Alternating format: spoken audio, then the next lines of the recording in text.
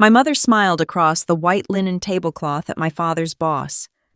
She pointed a manicured finger at me and told him I was just a clerical worker who never amounted to much. I did not cry. I did not defend myself.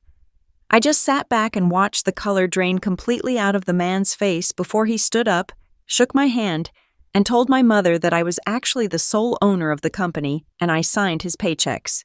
Before I tell you exactly how I legally dismantled my golden child sister's fake luxury life and took back my dignity in front of the entire town, please take a moment to like and subscribe. Only do this if you believe toxic family members should face the consequences of their actions. Drop a comment and let me know where you are watching from today and what time it is there. Now let me take you back to the afternoon. The whole house of cards began to collapse. My name is Clara Jenkins. I am 32 years old, and I am the founder and sole owner of Midwest Supply Holdings. I sit in a corner office on the top floor of a glass building in Chicago, but my mind is usually on the ground. I analyze supply chains, commercial logistics, and corporate acquisitions. I deal in hard numbers and undeniable facts. I do not deal in family drama. I cut that out of my life a long time ago. It was a Tuesday afternoon. The rain was hitting the floor-to-ceiling windows of my office in heavy rhythmic sheets. I was sitting at my mahogany desk with a single manila folder open in front of me. Inside that folder was a 40-year severance and retirement package. The name printed neatly at the top of the legal document was Richard Jenkins. He is a senior line foreman at one of the regional manufacturing plants my holding company had recently acquired. He is also my estranged father. I stared at the name for a long time. 40 years. My father had given 4 decades of sweat-aching joints and absolute loyalty to a concrete floor, completely unaware that the corporate entity holding his pension was now entirely owned by the daughter he had written off as a complete failure. I held a heavy silver pen in my right hand. My signature was the absolute final step required to release his lump sum pension payout. It was a massive amount of money. Life-changing money for a man looking at the end of his working years. I did not feel vengeful looking at that paper. I did not feel the need to punish him. I run a clean business and I believe in paying people for their labor. He earned his pension with his own 2 hands, and I was fully prepared to sign it over and let him live his life in peace. Then my personal cell phone buzzed violently on the edge of the desk. I looked down. The screen lit up with a text message from my younger sister, Chloe. Chloe is the golden child of the Jenkins family. She has my mother's perfect blonde hair, my mother's absolute obsession with social status, and my mother's talent for spending money she did not earn. Chloe is married to Brad, a man who wears imported suits and loudly tells everyone at church about his 6-figure income in commercial supply. Chloe and I do not speak. We do not text. We merely exist on the same planet. So when her name appeared on my screen, I knew something was fundamentally wrong. I put my pen down and opened the message. The tone was exactly as abrasive and entitled as I remembered from our childhood. Dad's retirement dinner is Friday at the club. Dress code is cocktail, so please go to a real store and buy something nice for once. Also, Brad and I need you to chip in $2,000 for the catering bill by tomorrow morning. You owe Mom and Dad, since they had to bail you out when you dropped out of college and ruined their finances.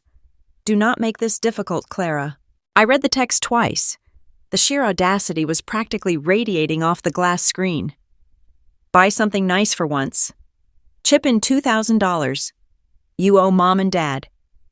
I felt a cold, familiar knot form in the pit of my stomach. It was the exact same knot I used to get when I was a teenager sitting at the kitchen table listening to my mother Beverly praise Chloe's expensive cheerleading camp, while turning to tell me I needed to get a part-time job to pay for my own winter coat. I looked back at the retirement document resting on my desk. My father was about to receive a massive payout. My sister was throwing a lavish country club dinner to celebrate it, and yet she was harassing the sister she hated for catering money. The math did not add up. Let me clarify something about the great Jenkins family myth. I never dropped out of college. I never ruined my parents' finances. That was the convenient, dramatic story my mother invented to explain to her country club friends why her eldest daughter was not attending a prestigious university like her precious Chloe. The truth is far less dramatic and far more exhausting. When I was 20 years old, I realized I did not want to sit in a lecture hall learning economic theory. I wanted to build something real. I took the $3,000 I had saved from working double shifts at a local diner, and I bought a single failing delivery truck from a bankrupt supplier. My parents were absolutely furious. My mother told me I was a blue-collar embarrassment who was dragging down the family name. My father told me I was throwing my life away on a foolish gamble. They did not bail me out. They cut me off entirely. They refused to co-sign any loans for business insurance. They refused to even let me park the truck in their driveway overnight. I slept in the freezing cab of that truck for 6 months. I drove brutal night routes through Midwestern blizzards to deliver auto parts to regional mechanics. I learned the supply chain business by hauling it on my own, back lifting crates until my hands bled. 1 truck eventually became 3. 3 trucks became a regional fleet. A regional fleet became a logistics company. And that logistics company eventually became Midwest Supply Holdings. I did not build this empire with my parents' money. I built it in spite of their complete lack of faith in me. I built it because I realized the only person coming to save me was myself. I picked up my phone. I did not type a long emotional response defending my life choices. I did not explain that my current net worth could easily buy the entire country club where they were hosting the dinner. I simply typed 1 word. No. I hit send and set the phone face down on the polished wood of my desk. It took exactly 14 seconds for the phone to start ringing. Chloe's face flashed on the screen. I let it ring 3 times before I picked up and pressed it to my ear. I did not say hello. "Are you out of your mind?" Chloe's voice pierced through the speaker, shrill and frantic. "I ask you for one simple favor to honor our father, and you say no. Who do you think you are?" "I am someone who is not paying for your party," I said calmly. My voice never wavers during business negotiations, and I treat my family like a bad business deal.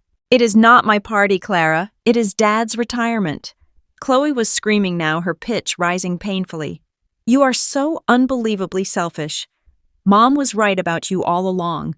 You have been a bitter failure your entire life. Mom and Dad sacrificed everything for you, and you cannot even pitch in a pathetic $2,000. You are ruining this family." I listened to her breathe heavily into the receiver. I looked out the window at the gray Chicago skyline, watching the rain blur the buildings. "If the dinner is too expensive, Chloe, you should downsize the menu." I kept my tone entirely flat, offering no emotional reaction for her to feed on. Or perhaps Brad can cover it. Doesn't he make mid-6 figures at his commercial supply firm? $2,000 should be pocket change for a business titan like him. There was a sudden sharp silence on the other end of the line. It was not the silence of someone gathering their thoughts. It was the frantic, panicked silence of someone who has just been caught in a lie. "Brad's money is tied up in hard assets right now," Chloe finally snapped. Her voice had dropped an octave, and the shrillness was completely replaced by a hard defensive edge. "You know nothing about high-level finance, Clara. You just do low-level bookkeeping gigs. We have investments.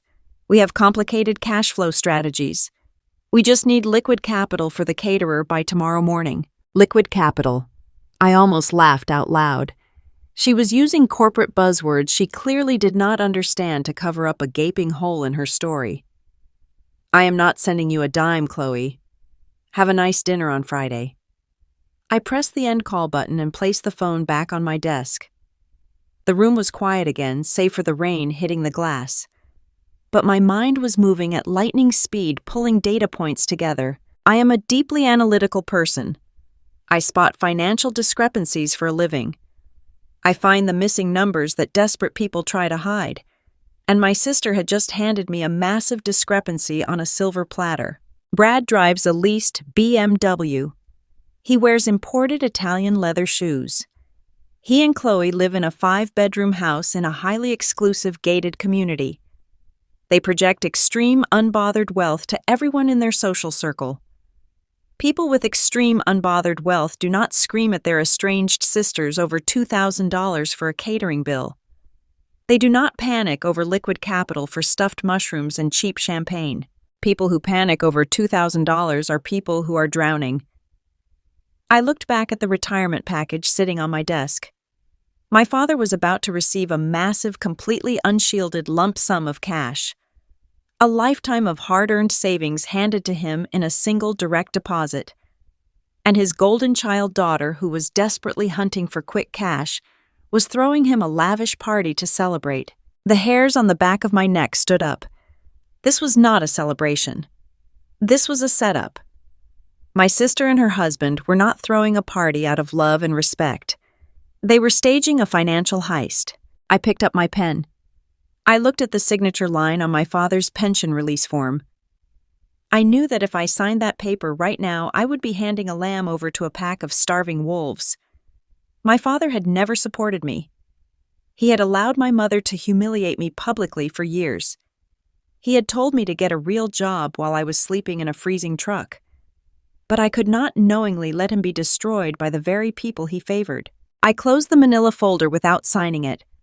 I pushed it to the far corner of my desk. I needed more information before I made a move. I needed to know exactly how deep Brad's financial hole really was, and I needed to know what kind of trap he was laying for my father. I picked up my desk phone and pressed the intercom button for my executive assistant. "Get me the head of forensic accounting," I said, keeping my voice steady. "I need a full, quiet background dive on a commercial supply vendor in the area. And I need it by tomorrow morning." I leaned back in my leather chair. The storm outside was getting worse, the sky turning a bruised purple. But inside my office, I felt a deep, terrifying clarity. My family thought I was just a bitter failure. They thought I was a naive outcast they could bully for spare cash. They had absolutely no idea who they were dealing with, but they were about to find out. The mandatory Sunday family dinner was a deeply entrenched tradition in the Jenkins household. It was a weekly performance designed to maintain the illusion of a perfect family. I drove my Lexus down the familiar tree-lined streets of my childhood neighborhood in the Chicago suburbs. I had purchased the car with cash last year, but I specifically chose a model without flashy badges or aggressive styling. I prefer to move quietly through the world. As I pulled up to my parents' house, I saw my mother standing on the front porch. Beverly Jenkins was the ultimate church socialite. She wore a pristine pastel cardigan and had her hair sprayed into an immaculate, immovable helmet. She was holding a large umbrella against the chilling drizzle, but she was not waiting to welcome me. She was waiting to direct traffic. I signaled to turn into the empty driveway. My mother immediately stepped forward, waving her arms in wide, frantic crossing motions. She pointed a sharp finger down the street, shaking her head vigorously. I rolled down my window, letting the cold rain hit my face. "Brad and Chloe are right behind you," my mother shouted over the sound of the weather. "Brad is bringing the BMW. Guests notice what is in the driveway first, Clara. Park on the street. Move down a few houses so you do not block the mailbox." I did not argue. Arguing with my mother was a zero-sum game I had abandoned a decade ago. I simply put the car in reverse, backed out, and drove 2 blocks down the street to park near a fire hydrant. I turned off the engine and sat in the quiet luxury of my car for a moment. I thought about the logistics empire I had built. I thought about the hundreds of delivery trucks currently moving freight across 6 states under my command. Then I zipped up my plain black wool coat, stepped out into the freezing rain, and walked 2 blocks back to the house where I was considered nothing more than a disappointment. By the time I reached the front porch, Chloe and Brad had arrived. Brad expertly swung his leased white BMW into the center of the driveway. He stepped out wearing a tailored suit that looked expensive, but felt desperate for a Sunday afternoon roast dinner. Chloe emerged from the passenger side, shielding her designer bag from the rain, looking like she had stepped out of a catalog. My mother practically vibrated with joy as she rushed to usher them out of the wet weather. I walked through the front door quietly behind them, shaking the rain from my coat. The house smelled intensely of pot roast and lemon-scented cleaning products. Standing in the foyer was Mrs. Gable, the neighborhood gossip who lived 3 doors down. She was holding an empty casserole dish, clearly lingering to catch up on the latest Jenkins family news. My mother immediately seized the opportunity for an audience. Mrs. Gable. Look who is here, my mother announced, her voice pitched perfectly for a church congregation. You remember my daughter Chloe, of course. She is doing so wonderfully. And this is my brilliant son-in-law, Brad. He was just promoted to regional vice president of a massive commercial supply firm downtown. We are simply so blessed. Mrs. Gable smiled brightly, clutching her empty dish. Oh, that is just wonderful, Beverly. You must be so proud of them. It is so nice to see young people succeeding in this economy. My mother beamed, placing a loving hand on Brad's expensive jacket. We truly are. Brad is an absolute business titan. Then Mrs. Gable shifted her gaze to me. I was standing near the coat rack, quietly hanging up my damp jacket. And Clara, she said, her tone dropping slightly into that familiar sympathetic register people use for the less fortunate. How are you doing, dear? Before I could open my mouth to say I was fine, my mother stepped between us. The warm, radiant smile she had given Brad completely vanished, replaced by a tight, practiced look of maternal patience. Oh, Clara is hanging in there, my mother said, offering a small dismissive laugh. She is our little bookkeeper. She just does small clerical gigs. We are still praying she finds her way in the world. You know how it is, some children just take a little longer to figure out how to be successful. Bless her heart. She never amounted to much. That was the unspoken end of the sentence. It hung in the air of the foyer, heavy and sharp. I looked at my mother. I looked at the neighborhood gossip, nodding with pity. I looked at Brad, who offered me a condescending smirk while adjusting his tie. I could have ended the charade right there. I could have told Mrs. Gable that I owned a massive corporate holding company. I could have mentioned that I possessed the capital to buy every single house on this street in cash. But I chose silence.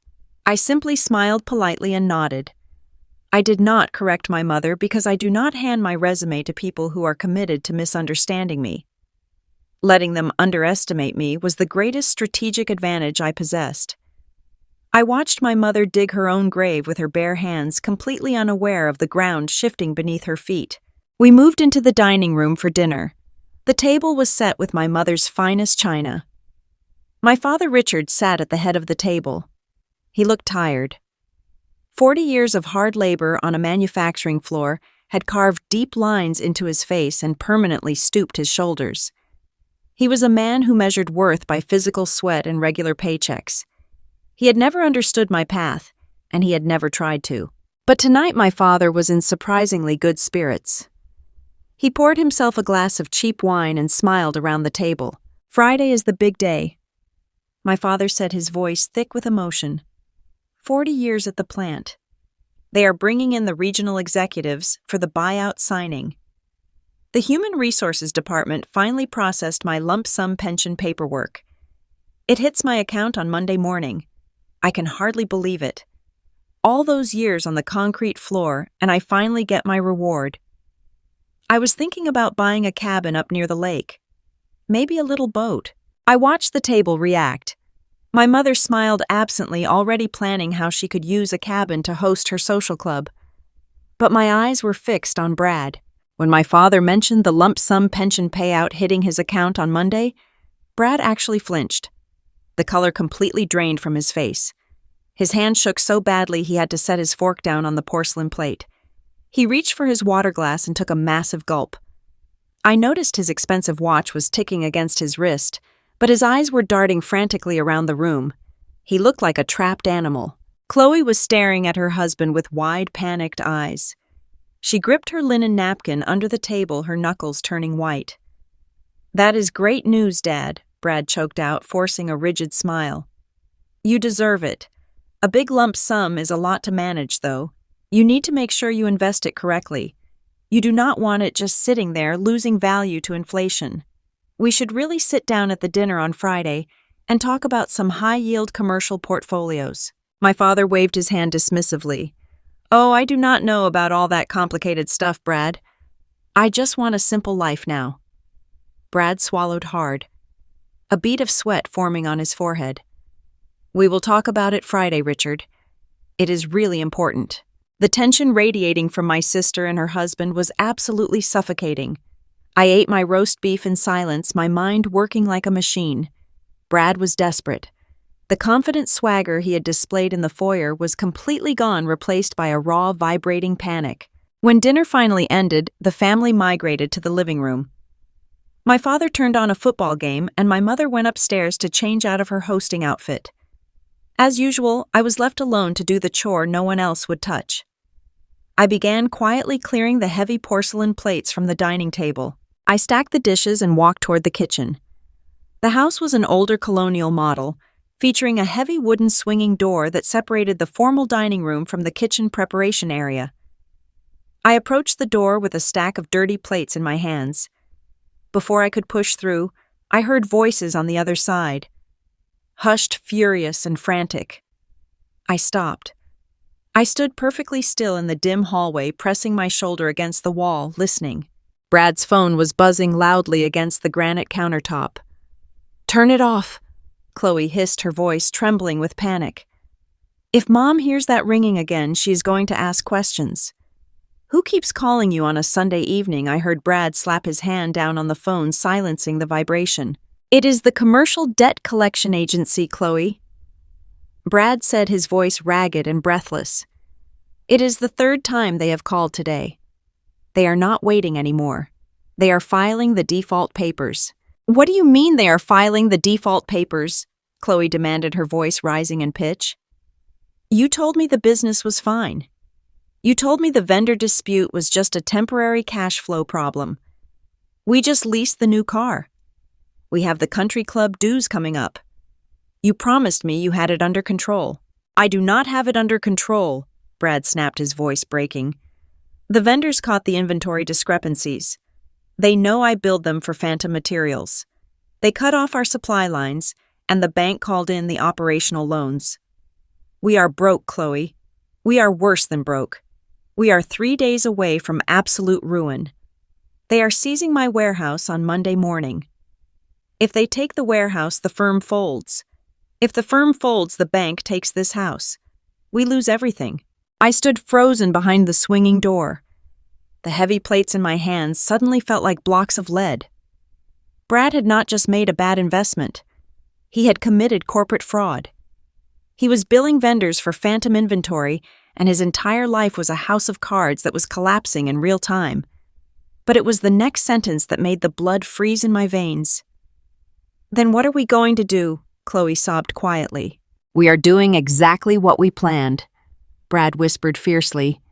"We need your dad's lump sum pension payout. We need every single cent of it by Monday morning to pay off the collection agency and stop the warehouse seizure." "But he said he wants to buy a cabin," Chloe cried. "He does not want to invest it. What if he says no?" "He is not going to say no," Brad said, his voice turning cold and vicious. "I have the investment transfer papers drawn up. They look completely legitimate. I will corner him at the club on Friday after he has had a few drinks. I will tell him it is a guaranteed 15% return. Your dad trusts me. He thinks I am a business genius. He will sign the transfer authorization, and the money will route directly into my corporate holding account by Monday morning." "And then," what Chloe asked, "what happens when he wants his money back for the cabin?" "I will slowly bleed it back to him over 10 years as a dividend," Brad replied ruthlessly.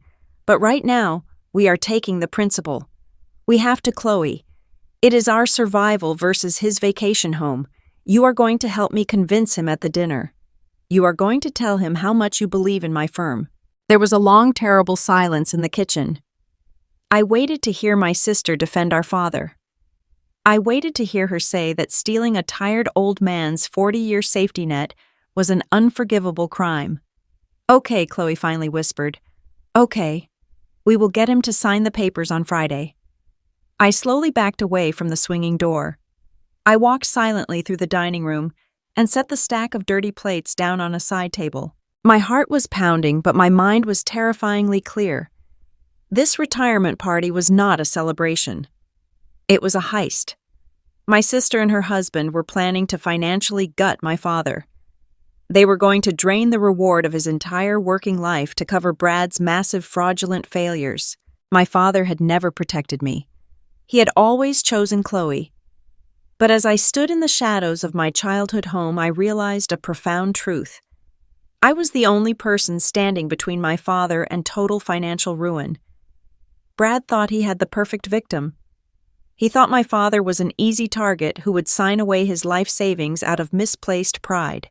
But Brad did not know the whole truth. He did not know that the pension he was planning to steal was being paid out by a corporate entity that I owned. He did not know that the very vendor he had defrauded to trigger this entire collapse was one of my subsidiaries. Brad thought he was the smartest man in the room.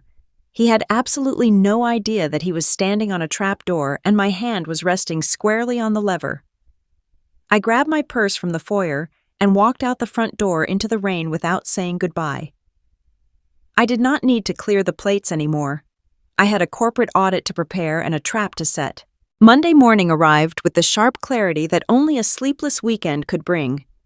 I walked into the corporate headquarters of Midwest Supply Holdings just before 7 in the morning. The rain from Sunday had cleared, leaving the Chicago skyline bright and unforgiving outside my office windows. I poured myself a cup of black coffee and walked directly into the executive boardroom.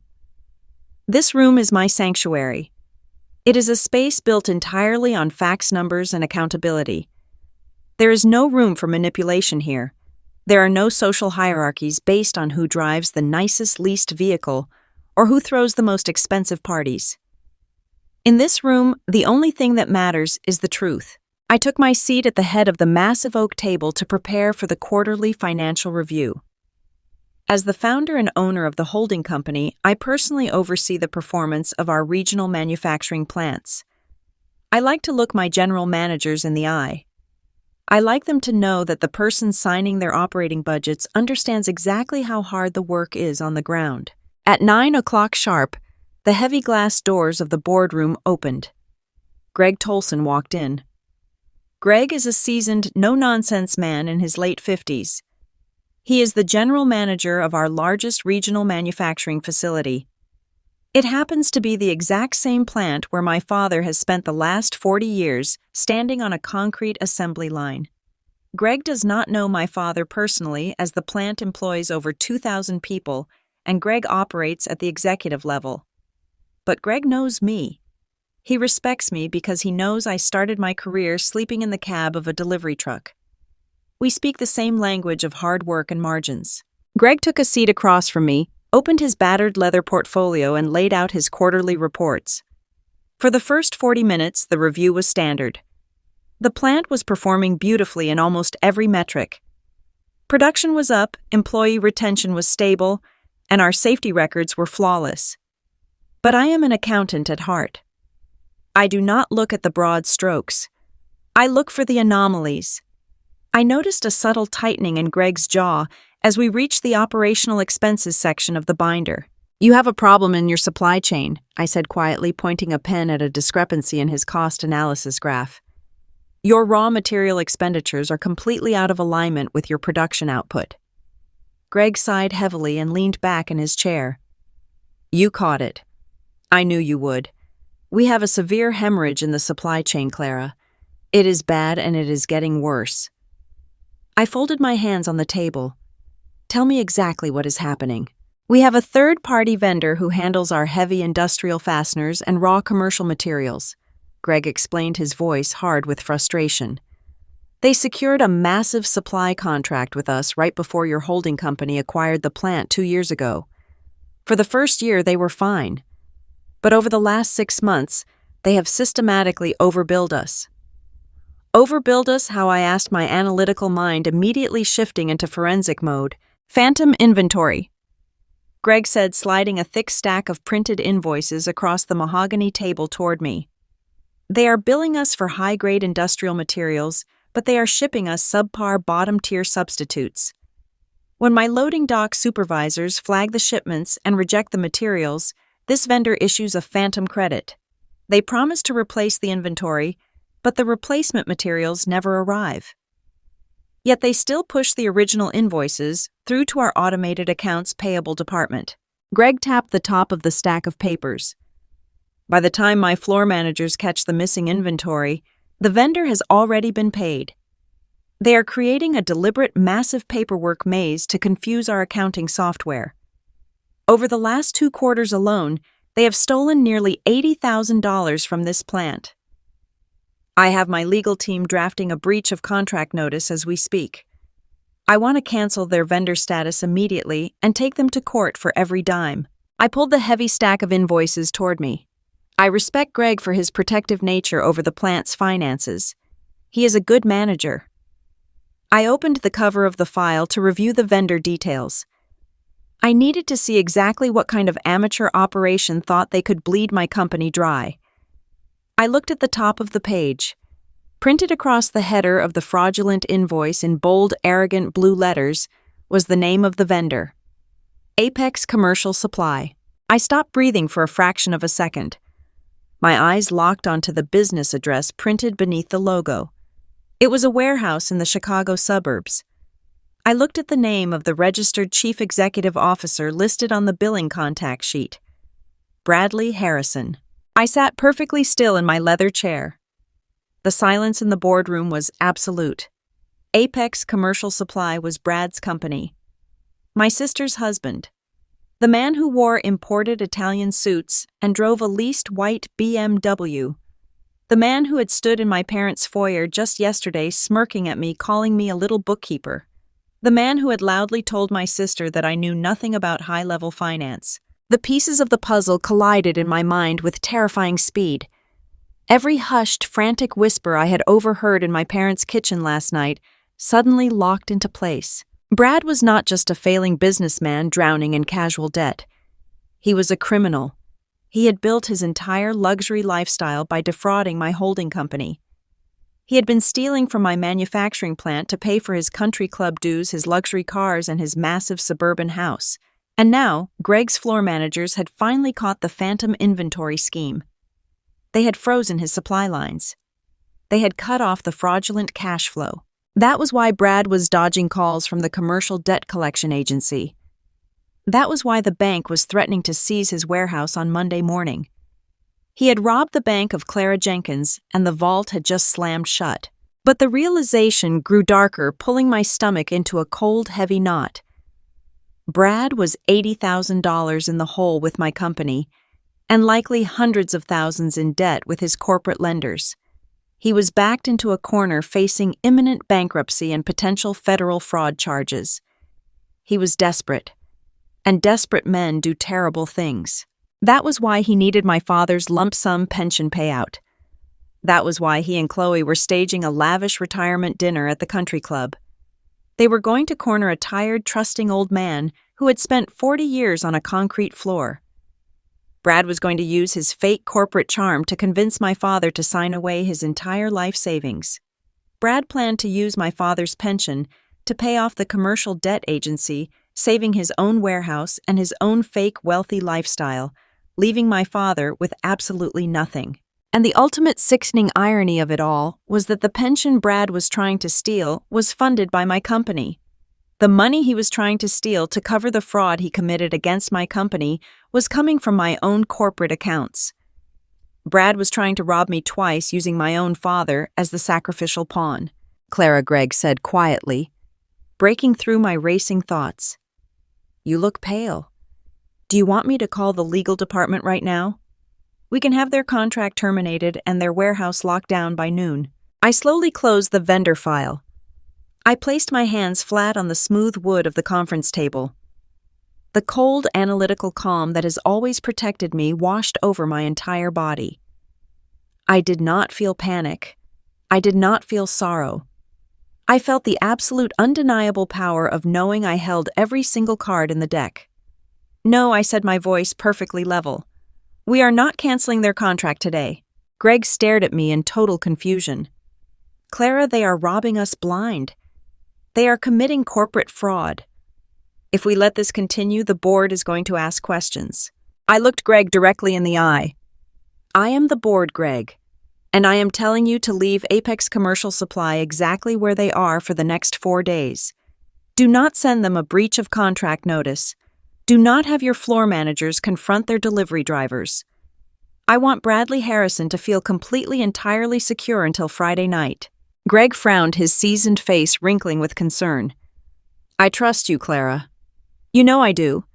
But what is the strategy here? Why are we letting a thief think he got away with it? Because if you back a rat into a corner today, he will find another way to chew through the walls, I explained smoothly. If we terminate his contract right now, he will panic. He will accelerate his timeline. I happen to know that the CEO of Apex Commercial Supply is planning a very specific financial maneuver this Friday. If we tip our hand now, he will change his tactics. I want him to walk into his own trap. I picked up my desk phone and pressed the speed dial for my lead corporate attorney and the head of my forensic accounting division. I put them both on speakerphone. The dual tone rang out in the quiet boardroom. "Good morning, Clara," my attorney answered crisply. "I need a full silent forensic audit on a vendor named Apex Commercial Supply," I commanded, my voice stripping away any trace of emotion. "I want every invoice, every shipping manifest, and every phantom credit they have issued to our Ohio Valley plant over the last 2 years, documented, verified, and legally bound. I want a comprehensive profile of their corporate debt. I want to know exactly which collection agencies are pursuing their warehouse." "Consider it done," the head accountant replied immediately. "What is the timeline?" "I want the final dossiers printed and placed in a manila folder on my desk by Thursday afternoon," I said.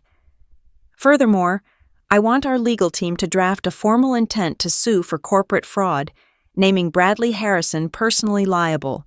Do not file it with the courts yet. Keep it completely confidential." "Understood, Clara." I hung up the phone and looked back at Greg. He was sitting back in his chair watching me with a mixture of awe and slight intimidation. He had never seen me initiate a hostile corporate execution before. "What happens on Friday?" Greg asked quietly. "On Friday," I replied, picking up my coffee cup, "the man who owns Apex Commercial Supply is attending a retirement banquet for one of your floor workers, Richard Jenkins." Greg's eyebrows shot up. "Richard Jenkins, the line foreman. He is a good man. He has been on the floor since before I took over." "Wait, why is the CEO of a corrupt supply firm attending a line workers' retirement dinner?" "Because Richard Jenkins is my father," I said. "And Bradley Harrison is my brother-in-law." Greg actually gasped, the air rushing out of his lungs as the immense weight of the situation finally landed on him. "Oh my God," Greg whispered. "He is stealing from your company to line his pockets, and now he is going after your father's pension." "Yes," I said simply.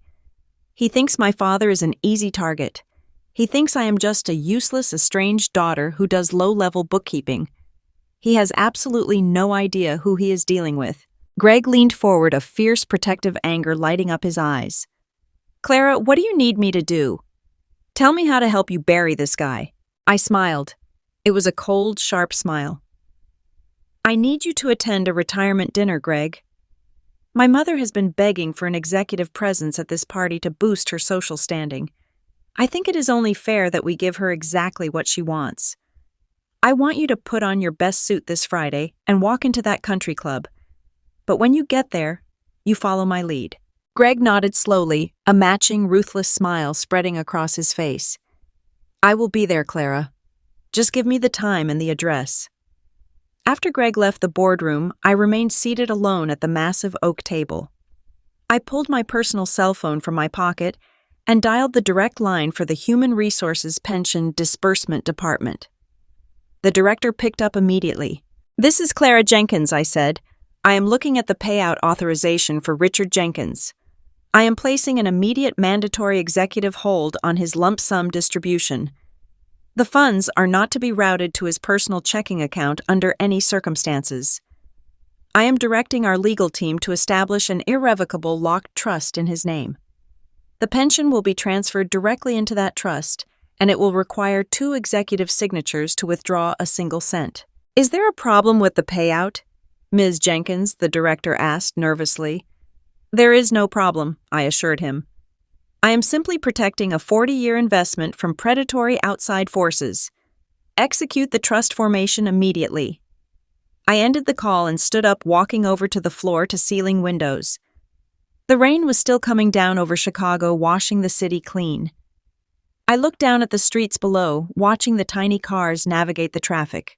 For 12 years, my mother had told anyone who would listen that I was a bitter failure.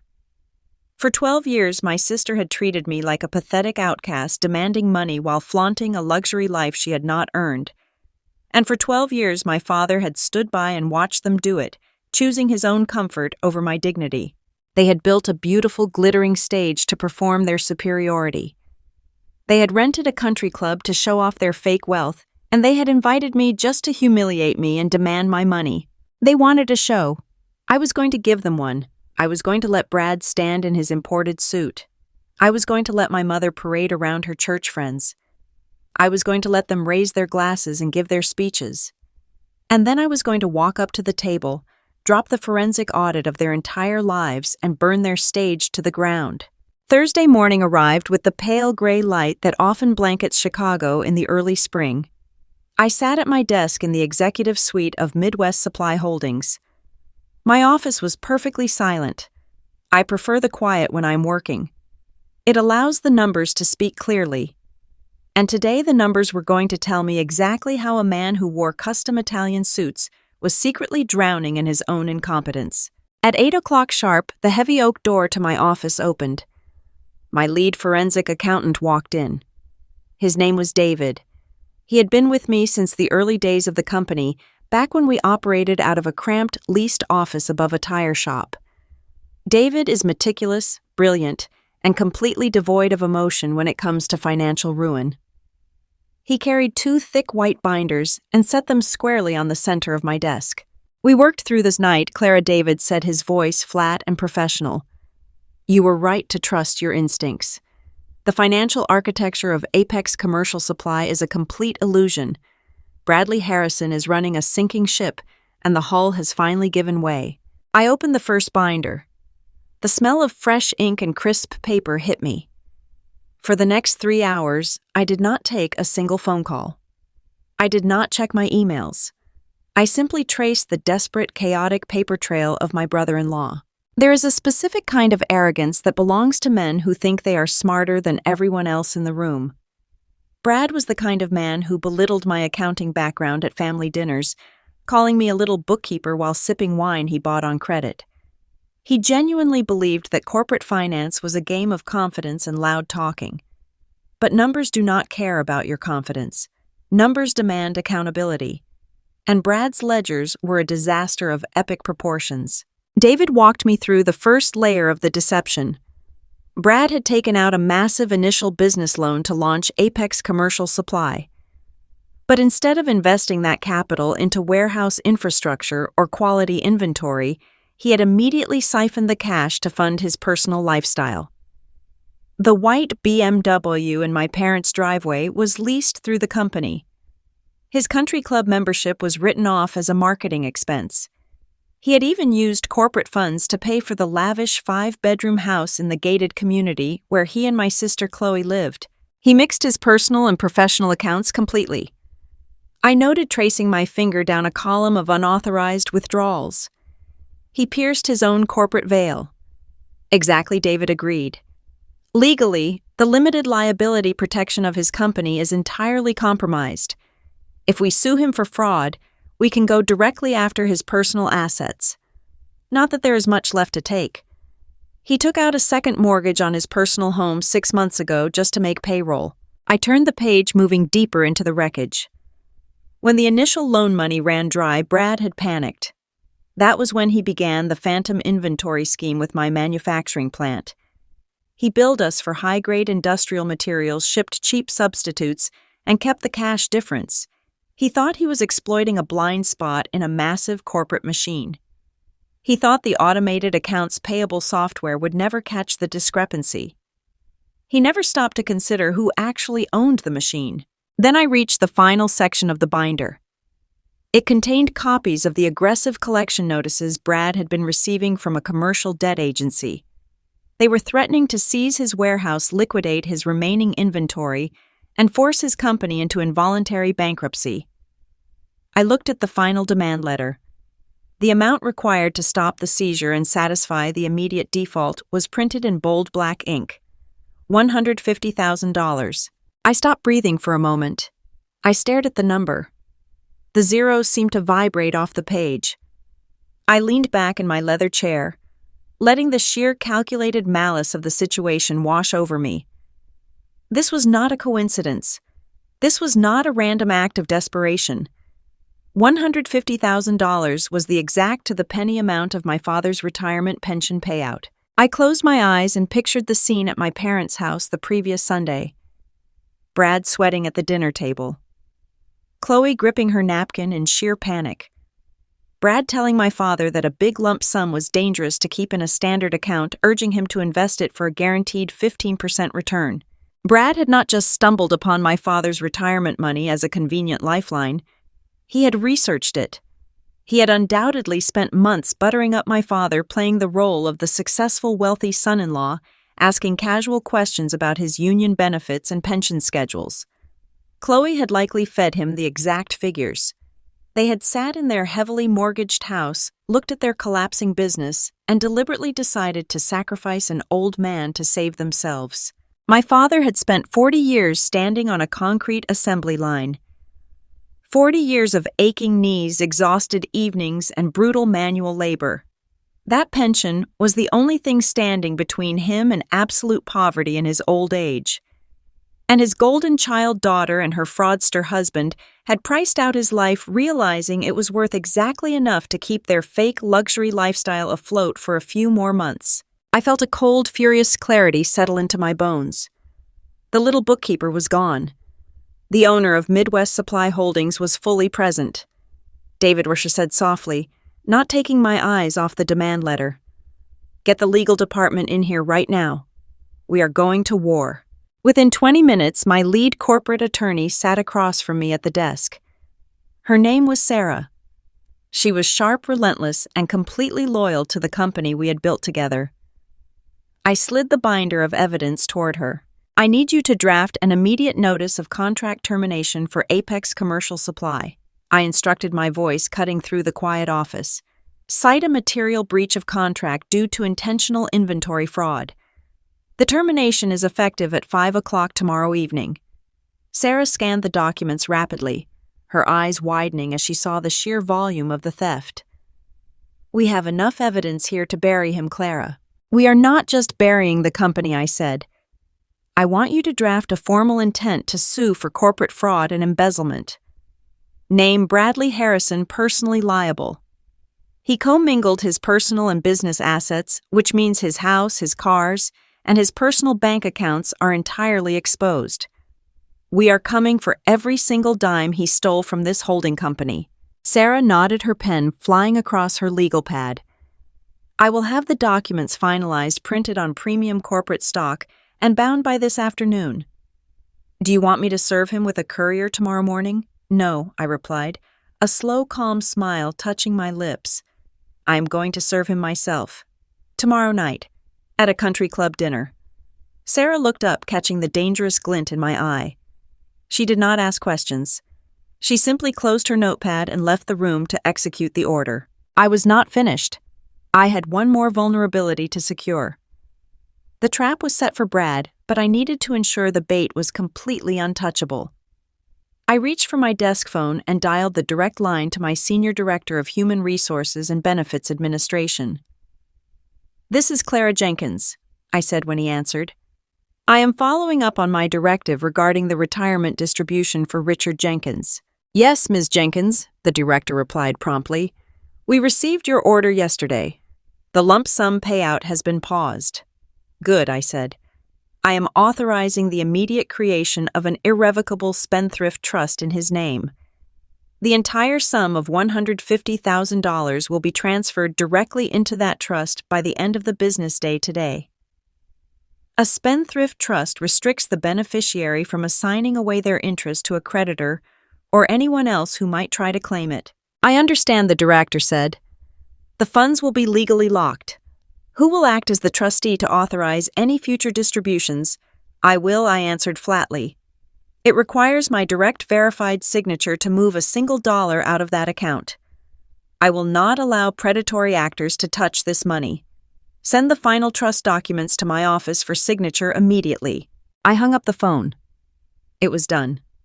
The legal wall was built. The money my father had bled for over 4 decades was now sealed inside a corporate vault that Brad could never ever breach. Brad could charm my father. He could lie to him. He could present him with a stack of fake investment transfer papers at the dinner tomorrow night. My father could sign every single one of them, and it would not matter. The ink would be completely worthless. The money was untouchable. I spent the rest of Thursday afternoon in deep, focused silence. I reviewed the final termination papers when Sarah brought them in. They were flawless. The legal language was absolute and unforgiving. It detailed the exact dates of the phantom inventory shipments. It listed the precise amounts of the stolen funds. It outlined the impending lawsuit that would strip Bradley Harrison of his company, his home, and his fake reputation. I took the thick stack of documents and placed them inside a sleek, unmarked manila folder. I picked up my black designer leather handbag from the chair next to me.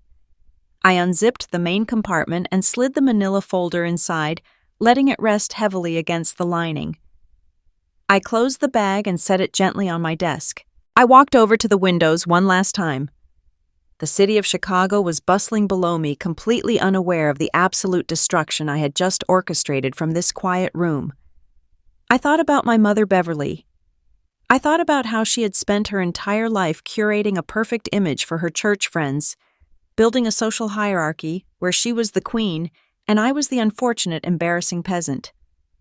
She had demanded $2,000 from me to pay for a party designed to steal my father's life savings. I thought about Chloe, the golden child who believed that looking pretty and marrying a loud man made her superior. She was perfectly willing to let her own father face poverty just to keep her country club membership active. They thought they had won.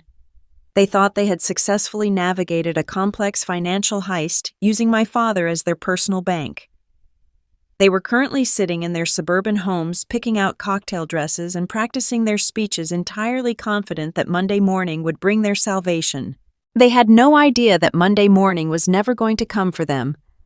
They had no idea that the little bookkeeper they had mocked for 12 years was currently holding the deed to their destruction inside a black leather handbag. I turned away from the window and looked at the empty boardroom. I felt no fear. I felt no hesitation. I was perfectly entirely ready for Friday night. Friday evening arrived with a crisp chill in the air. I pulled my car into the winding tree-lined driveway of the Oak Ridge Country Club. The venue was a staple of Midwestern suburban wealth. It was the kind of place with towering white columns, aggressively manicured lawns, and a fleet of valet drivers in matching vests. My mother had clearly pulled every social string she possessed to secure the main ballroom for my father's retirement dinner. I handed my keys to the valet and walked up the wide stone steps. I was wearing a tailored navy blue dress. It was not flashy. It did not feature any visible designer logos. It was simply woven from incredibly expensive silk and cut with perfect precision. It was the armor of a woman who commands boardrooms. I carried a black leather handbag over my shoulder. Inside that bag was the manila folder containing the forensic audit, the contract termination for my brother-in-law's fraudulent supply company, and the legal proof of his impending bankruptcy. The heavy brass doors of the club opened into a massive foyer. A string quartet was playing softly in the corner. Crystal chandeliers threw warm golden light across the marble floors. I had not taken 3 steps into the building before I was intercepted. My mother possessed a supernatural radar for my arrival. Beverly Jenkins materialized from the crowd like a hawk spotting a field mouse. She wore a beaded silver gown that looked entirely too formal for a retirement dinner. Her hair was styled into an immaculate blonde helmet. She marched directly toward me. She did not offer a hug. She did not say hello. Instead, she stopped 2 feet in front of me and performed a slow, hypercritical scan of my entire body. Her eyes darted from my simple pearl earrings down to my black leather heels. I could see the familiar micro-expressions of disappointment rippling across her face. "Is that what you are wearing, Clara?" she asked, her voice dropping into a harsh, hushed whisper. "It is a retirement banquet, not a funeral. You could have at least tried to look successful. Look at your sister." My mother pointed a manicured finger across the foyer. Chloe was standing near the coat check. She was wearing a bright crimson gown covered in sequins, laughing loudly while clutching a glass of champagne. Next to her stood Brad. He wore a velvet dinner jacket and was checking his watch with a frantic, nervous energy. I looked back at my mother. I did not defend my outfit. I did not point out that my dress cost more than her entire catering budget. I simply smiled with perfect practiced politeness. "It is good to see you too, Mom," I said smoothly. "Where is Dad?"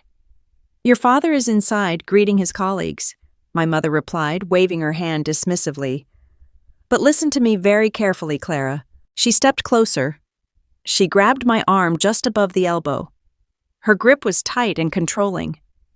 She physically turned me away from the grand entrance of the ballroom and pulled me into a quiet alcove near the restrooms. "I need you to be on your absolute best behavior tonight," she whispered intensely, her eyes wide with social panic. "This is a very important evening for our family. Your father's general manager is coming tonight, the big boss of the entire manufacturing plant." I kept my expression entirely neutral. I knew exactly who the general manager was. His name was Greg Tolson, and he was currently on his way to this country club under my direct orders. "Brad is hoping to network with him." My mother continued, completely unaware of the irony spilling from her lips. "Brad has a massive commercial supply firm, and he is looking to expand his contracts. If he can impress the general manager tonight, it could mean millions of dollars in new business for him and Chloe." I stared at her. My mother genuinely believed Brad was a titan of industry. She had no idea that Brad was currently $80,000 in debt to my holding company due to phantom inventory fraud. She had no idea that the bank was seizing his warehouse on Monday morning. She truly believed he was going to network his way to a fortune tonight. "So I need you to just sit quietly in the back," my mother instructed, her tone turning sharp and condescending. "Do not mingle with the executives. Do not try to insert yourself into Brad's business conversations. And please, for the love of God, do not embarrass us with your little accounting stories. No one wants to hear about how you balance spreadsheets for small businesses. Just eat your dinner and let your sister and her husband shine." The absolute audacity of her words would have crushed me 10 years ago. When I was a teenager, a speech like that would have sent me running to the parking lot in tears. But tonight, it felt completely different. Her words did not carry weight anymore because they were built on a foundation of pure delusion. I looked down at the hand she had wrapped around my arm. Then I looked her directly in the eyes. "I will not embarrass you, Mom," I promised softly. "I will sit exactly where you put me." My mother let out a heavy sigh of relief. She released my arm and smoothed the front of her silver gown. "Thank you. That is all I ask. Just try to blend in." She turned on her heel and marched back toward the grand ballroom, ready to resume her role as the queen of the country club. I stood in the alcove for a moment alone. I adjusted the strap of my black leather handbag. The weight of the manila folder inside was a comforting pressure against my side. I took a slow, deep breath, letting the anticipation settle into my bones. Then I followed her into the lion's den. The main ballroom was a spectacle of misplaced priorities. My mother had clearly spent thousands of dollars trying to make my father's blue-collar retirement look like a royal coronation. Towering floral arrangements dominated the center of every table. A massive ice sculpture in the shape of a gear sat near the buffet line. My mother waited for me at the entrance to the room. Without a word, she motioned for me to follow her. She led me past the front row of VIP tables near the stage. Those tables were draped in gold fabric. I saw Chloe and Brad sitting at the absolute center, surrounded by my mother's wealthy church friends. They looked like royalty presiding over their subjects. My mother did not stop. She led me past the middle section where my father's management team and senior colleagues were seated. She walked me all the way to the darkest, farthest corner of the enormous room. We stopped at a small round table located directly next to the swinging doors of the catering kitchen. The table was practically in the hallway. "This is your seat," she said briskly, pointing to a chair facing the wall. "Enjoy your dinner." She walked away before I could even pull the chair out. I sat down. I placed my designer bag on the floor next to my feet. I looked around at my table mates. My mother had placed me with the people she considered socially invisible. Seated around me were the junior line workers from the manufacturing floor, the plant janitorial staff, and the loading dock operators. They were the people who wore heavy boots and reflective vests to work every day. They were the people my mother wanted to hide in the shadows so they would not ruin her pristine country club aesthetic. But my mother had made a massive tactical error. She thought sitting me with the blue-collar workers was a punishment. She forgot that I built my entire empire by driving a delivery truck.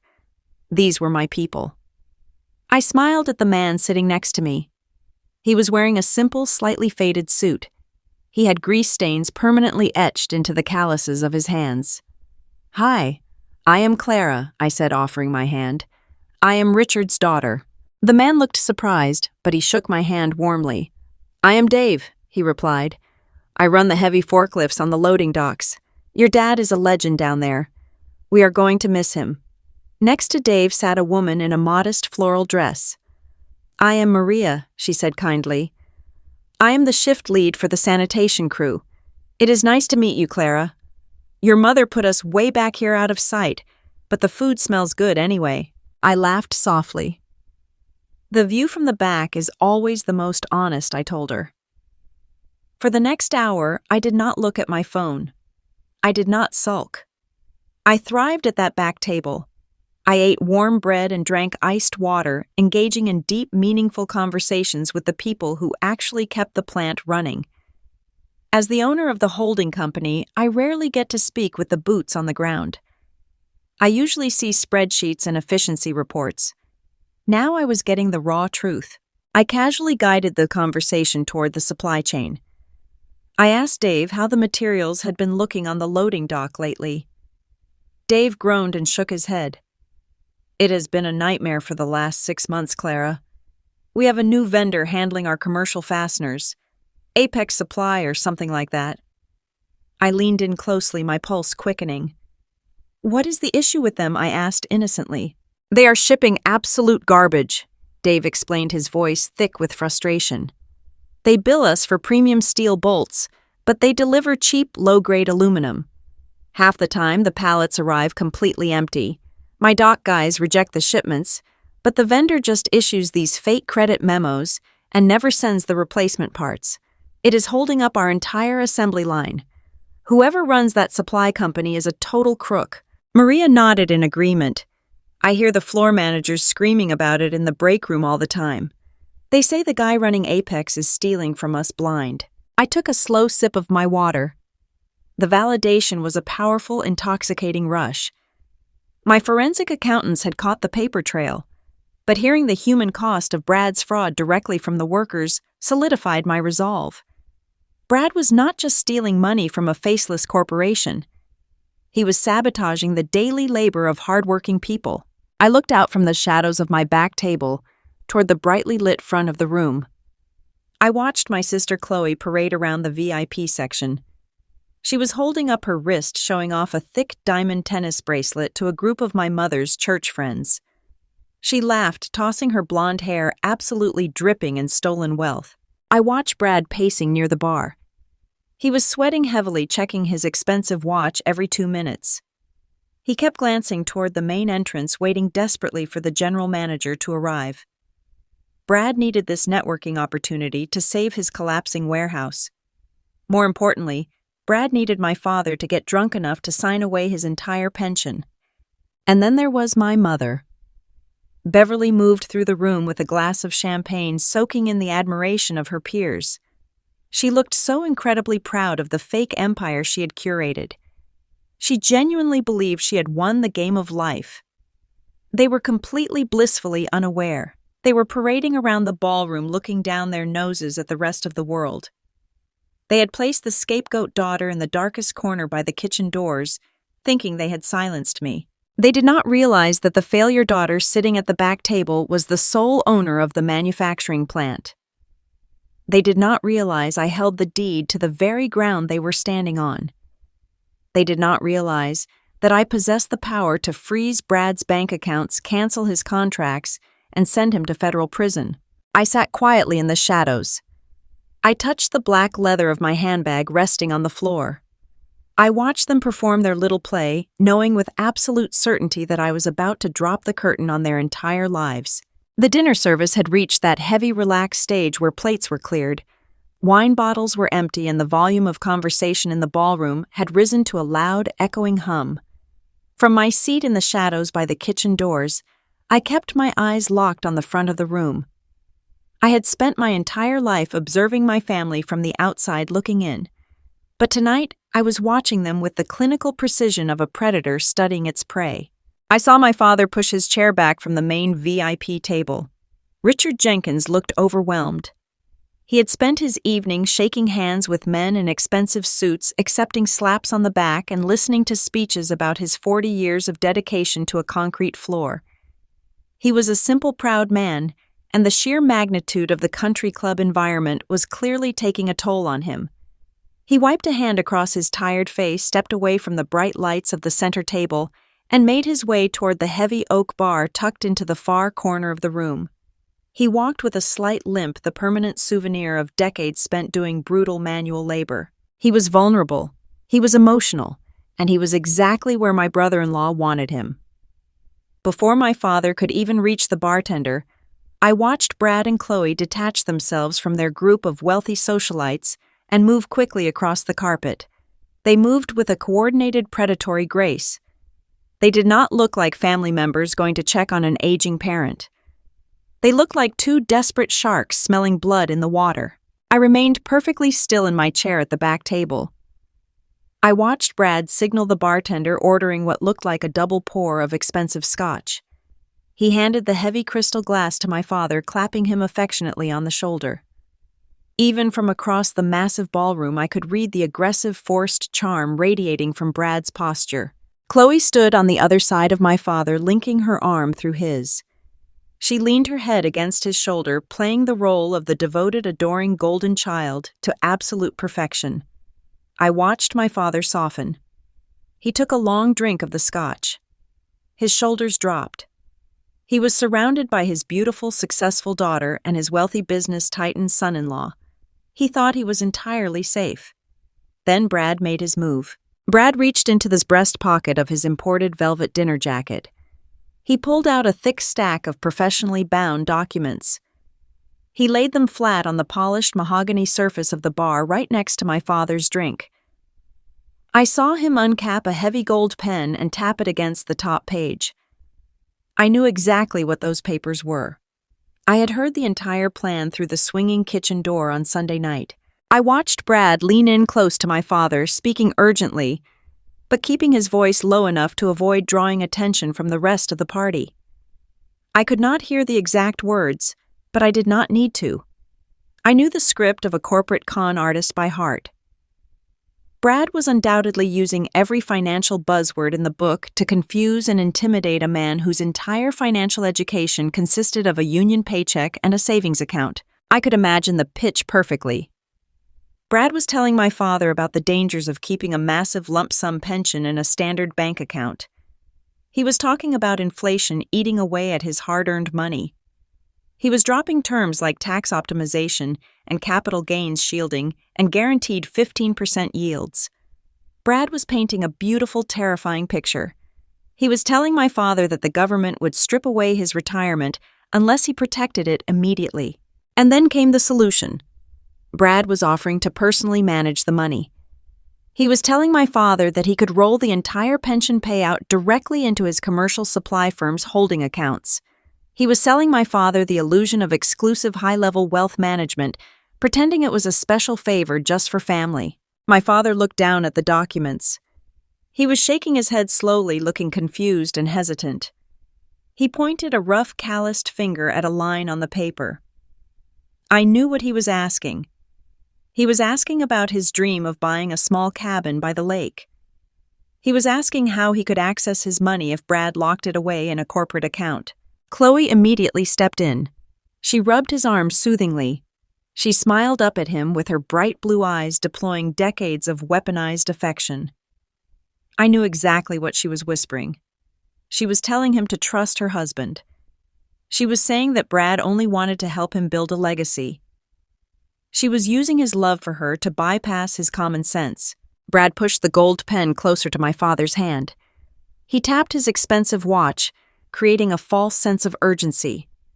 He was likely saying that the tax window was closing, that the paperwork had to be filed by Monday morning, and that signing right now was the only way to secure the money before the weekend was over.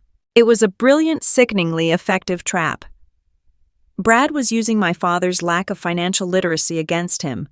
He was leveraging an old man's fear of losing his safety net to steal that very net right out from under him. Brad needed that money by Monday morning to pay off a commercial debt collection agency and stop the bank from seizing his warehouse. If my father signed those papers, his entire 40-year pension would be instantly swallowed by Brad's massive fraudulent debts. The money would be gone forever, legally signed away under the guise of an investment transfer. My father reached for the gold pen. His hand was trembling slightly from the alcohol and the overwhelming emotion of the evening. He looked at Chloe, trusting her completely. He looked at the documents. He positioned the pen over the signature line. I stood up from my table at the back of the room. I did not run. Running shows panic. I walked across the massive ballroom with the steady, measured pace of a woman who owns the very ground beneath her feet. I gripped the strap of my black leather handbag, feeling the solid weight of my own forensic audit resting inside. The string quartet was playing a lively, upbeat tempo, masking the sound of my heels clicking against the hardwood floor. I navigated through the maze of round tables, slipping past laughing guests and clinking champagne glasses. My eyes never left the corner of the oak bar. My father was leaning over the paperwork, bringing the tip of the pen down to the thick white paper. Brad was hovering over him like a vulture, his eyes wide with desperate anticipation. Chloe was holding her breath. I reached the bar just as the gold pen touched the signature line. Without a single word, I reached out my hand and smoothly pulled the stack of documents out from under my father's pen. My father blinked, startled, his pen slipping against the bare wood of the bar. "Clara," he said, his voice thick and confused. "What are you doing?" I picked up the documents and held them in my left hand. I looked directly at Brad. The charming, wealthy business titan facade that Brad had worn all evening vanished in a fraction of a second. It shattered completely, revealing the terrified, cornered animal underneath. His face flushed a dark, violent shade of crimson. The veins in his neck stood out against his crisp, white collar. "Put those back," Clara, Brad hissed.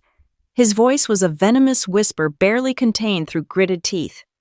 He took a step toward me, trying to use his height and broad shoulders to physically intimidate me.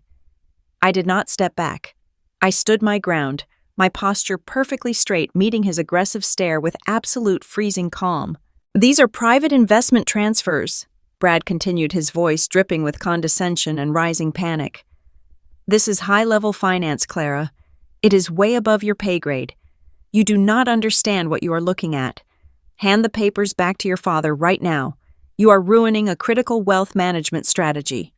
I slowly folded the documents in half. I let a small, razor-sharp smile touch the corners of my mouth. "I understand perfectly, Brad," I replied, my voice cool and unbothered. "I understand that a guaranteed 15% yield on an unshielded private transfer is a federal tax violation. I understand that you are trying to route a union pension into a corporate operating account, which is textbook commingling of funds. And I understand that Dad is not signing anything tonight." Chloe gasped, a sharp, ragged sound of genuine terror. She looked around, frantically terrified that someone in the wealthy crowd had heard me. She stepped directly into my personal space, her sequined dress brushing against my coat. "Clara, are you insane?" Chloe whispered harshly, her fingers digging into my arm like claws. "Give him the papers back.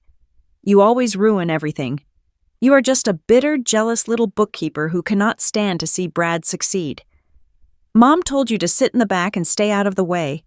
Go back to your table before I have security throw you out." I looked down at her hand, gripping my arm. I did not flinch. I did not raise my voice. "Take your hand off me, Chloe," I said. I spoke softly, but the absolute authority in my tone made her snatch her hand back as if she had been burned. I unzipped my black leather handbag and slid Brad's fraudulent transfer documents inside right next to the manila folder that held his impending corporate destruction. I zipped the bag shut. The sound was incredibly loud in the tense, suffocated silence of our little circle. My father looked back and forth between us, entirely bewildered by the sudden hostility.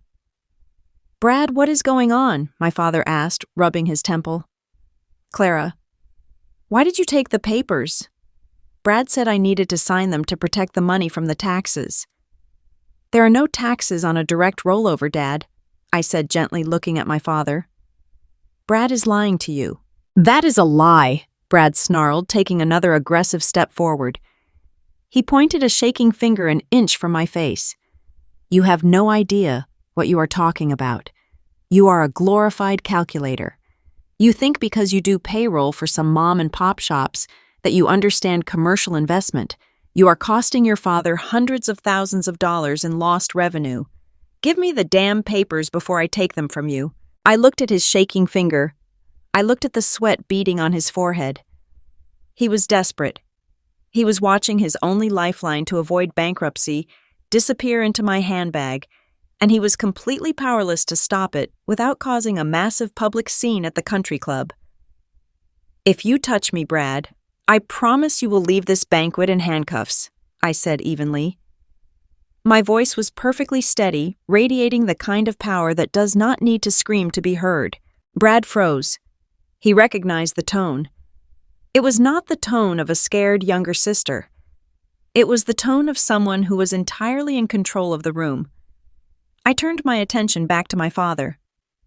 "You have had a long night, Dad," I said, my voice softening just enough to guide him away from the tension.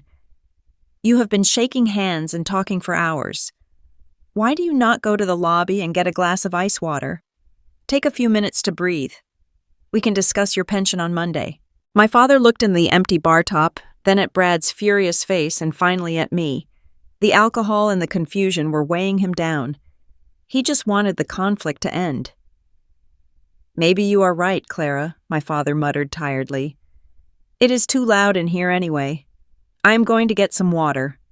He turned and shuffled away toward the quiet of the grand foyer, leaving me alone with the two people who had planned to destroy him. The moment my father was out of earshot, Chloe turned on me like a cornered viper. She was trembling with rage, her perfect socialite mask entirely discarded. "Do you have any idea what you just did?" Chloe shrieked quietly, her voice a strained, panicked hiss.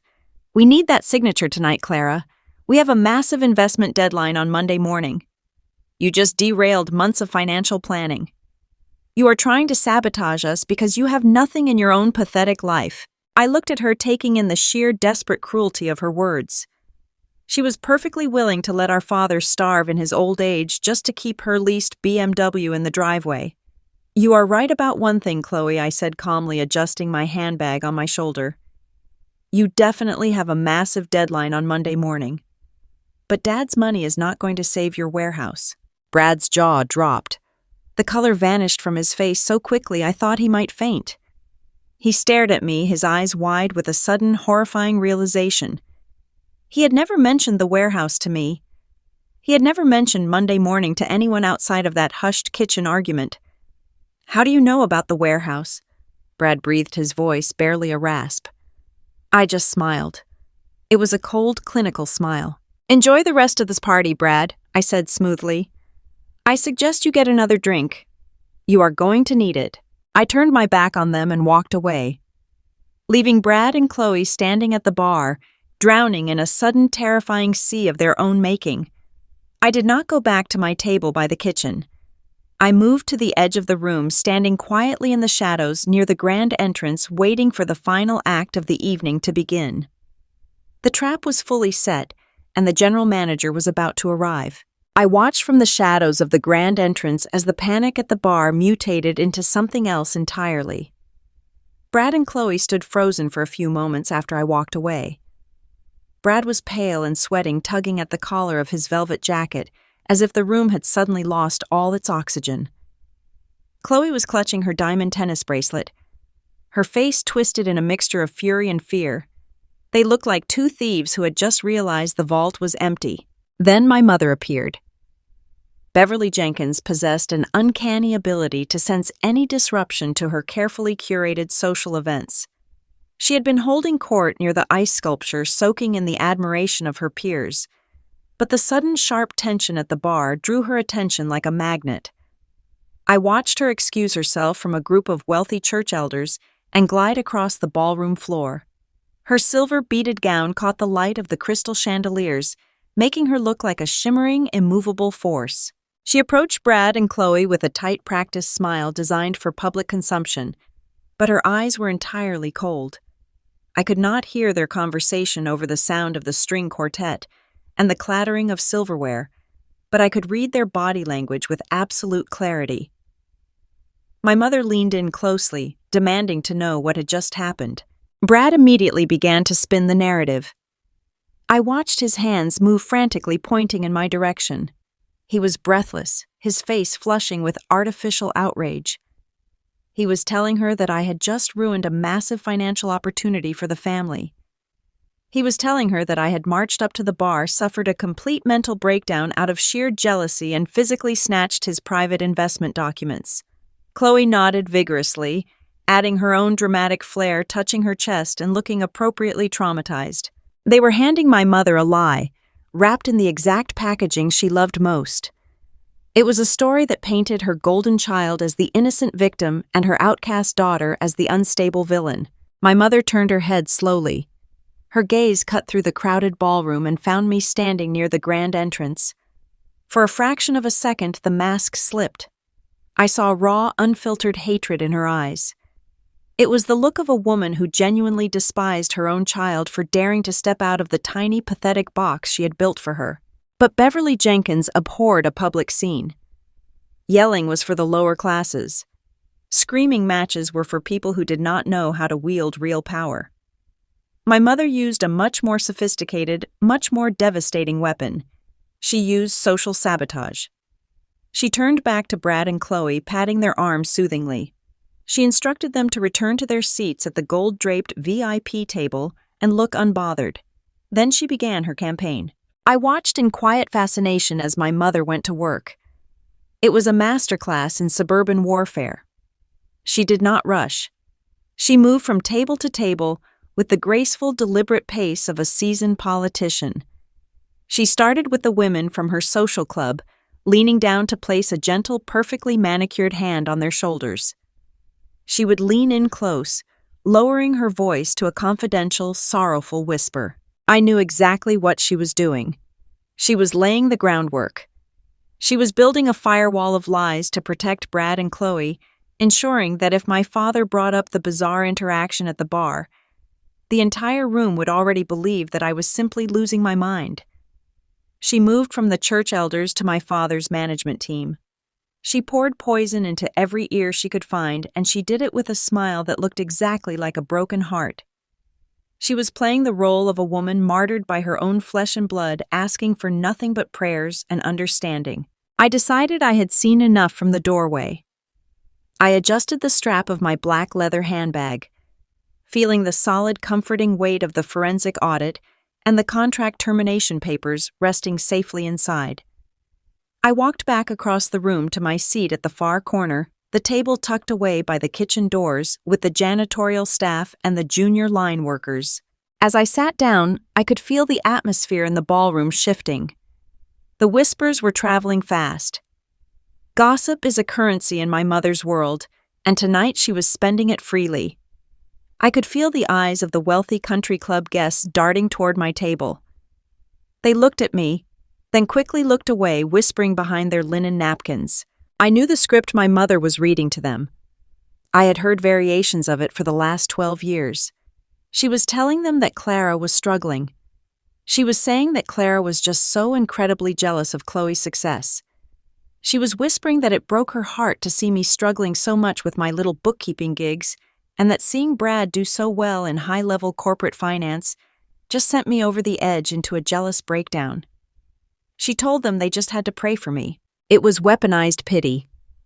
It was the most insidious kind of manipulation because it disguised cruelty as compassion. It made the listener feel morally superior and made the target look utterly pathetic. Dave, the forklift operator sitting next to me, noticed the sudden influx of attention. He shifted uncomfortably in his slightly faded suit and glanced at me. "Is everything all right, Clara?" Dave asked, his voice low and concerned. "People up front keep staring over here. Did something happen with your family?" I smiled at him genuinely. "Everything is perfectly fine, Dave," I said, picking up my fork and knife. "My mother is just telling her friends a story." Maria, the sanitation shift lead, frowned as she watched a woman in a diamond necklace point discreetly in our direction. "It does not look like a very nice story," she observed quietly. I cut a piece of the roasted steak on my plate. I chewed it slowly, savoring the rich flavor. The meat was perfectly cooked. The red wine in my glass was excellent. I sat there in the shadows, surrounded by the people who actually built the wealth of this country, and I felt a profound, absolute serenity wash over me. 10 years ago, a whisper campaign like this would have broken me. When I was 20 years old, sleeping in the freezing cab of a delivery truck, desperate for my parents to acknowledge my hard work. Those pitying looks would have sent me running to the parking lot in tears. I would have felt the burning shame of being the family failure. I would have wanted to scream to defend myself, to beg them to see the truth. But I was not a scared 20-year-old girl anymore. I was a 32-year-old corporate titan who commanded a massive logistics empire. I sat at that back table eating my steak with perfect peace because I realized a fundamental truth about power. When you hold all the cards, you do not need to bluff. You do not need to argue. You simply let the other players bet their hand. My mother thought she was controlling the board. She thought her whispers were sealing my fate as the unstable, jealous outcast. She believed that social reputation was the ultimate currency, completely oblivious to the fact that her brilliant son-in-law was about to be obliterated by hard, undeniable financial law. Brad was sweating through his velvet jacket, terrified that I knew about his warehouse. Chloe was shaking with rage, realizing their plan to steal my father's pension had just hit a brick wall. And my mother was dutifully providing the perfect distraction, completely unaware that she was protecting a criminal who was defrauding her own family. I took a sip of my wine and let the cool liquid soothe my throat. I looked into the depths of my own mind and found no hurt left. The wound they had inflicted on me as a child had completely healed, leaving behind thick, impenetrable scar tissue. I did not need their love anymore. I did not need their approval. I did not need a seat at their gold-draped VIP table. I watched my mother continue her rounds. She was currently standing next to the head of the country club membership committee, pressing a hand to her chest and looking tragically sorrowful. She was spinning her web of lies, trapping herself in a narrative that was about to violently collapse. I felt a strange sense of anticipation, a quiet thrill that settled deep in my stomach. I looked at the heavy brass doors at the front of the ballroom. Any minute now, Greg Tolson would walk through those doors. The general manager of the manufacturing plant. The man my mother desperately wanted to impress. The man who knew exactly who I was. Let them whisper, I thought, placing my fork down on the porcelain plate. Let them pity the poor, struggling bookkeeper. Let them build their house of cards as high as they possibly can. Because the higher they build it, the harder it is going to fall when I finally knock it down. I picked up my water glass and offered a quiet, invisible toast to the room. The trap was ready, and the final act was about to begin. The clinking of silverware against expensive china began to slow as the waitstaff quietly cleared the final plates from the tables. A hush settled over the massive ballroom of the country club. The string quartet in the corner faded their music into a soft finish. At the front of the room, a man in a tuxedo stepped up to a polished wooden podium and tapped the microphone. He smiled broadly and announced that it was time to hear from the guest of honor. The room erupted into polite applause. I watched from the shadows of my table near the kitchen doors as my father pushed his chair back and stood up. Richard Jenkins looked out of place among the gold-draped tables and towering floral centerpieces. He smoothed the front of his slightly oversized suit jacket and walked slowly toward the stage. He moved with the heavy, stiff steps of a man who had given his physical prime to a concrete floor. He took the short steps up to the podium and gripped the edges with his calloused hands. The bright spotlights reflected off his gray hair. He looked nervous, but he also looked incredibly proud. My father cleared his throat and leaned into the microphone. His voice echoed slightly across the vast, quiet room. 40 years, he began, his tone thick with emotion. 40 years is a very long time to spend in one place. When I first walked onto the manufacturing floor, I was just a young man looking for a way to put food on the table. I did not know I would spend the next 4 decades of my life breathing in the smell of machine oil and hot metal. He paused and looked out at the middle section of the room where his fellow line workers and floor managers were seated. He smiled at them, a genuine warm smile. It was not easy work, my father continued.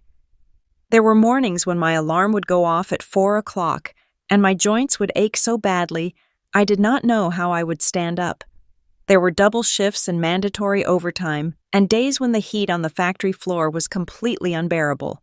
But I put my boots on, and I went to work every single day because I knew what I was working for. I was working for my family. A soft murmur of appreciation rippled through the audience. My father looked down at the center VIP table right in the middle of the bright lights. I want to thank my beautiful wife Beverly, he said, his voice softening. For 40 years, she has been the absolute rock of our family. She made sure our home was perfect. She made sure our girls had everything they needed. She stood by me through every long shift and every tired evening. I could not have built this life without you, Beverly. My mother dabbed at her eyes with a lace handkerchief, performing the role of the devoted, grateful wife to absolute perfection. She smiled up at him, soaking in the validation of her wealthy church friends sitting around her. She looked like a queen receiving her crown. But my father was not finished.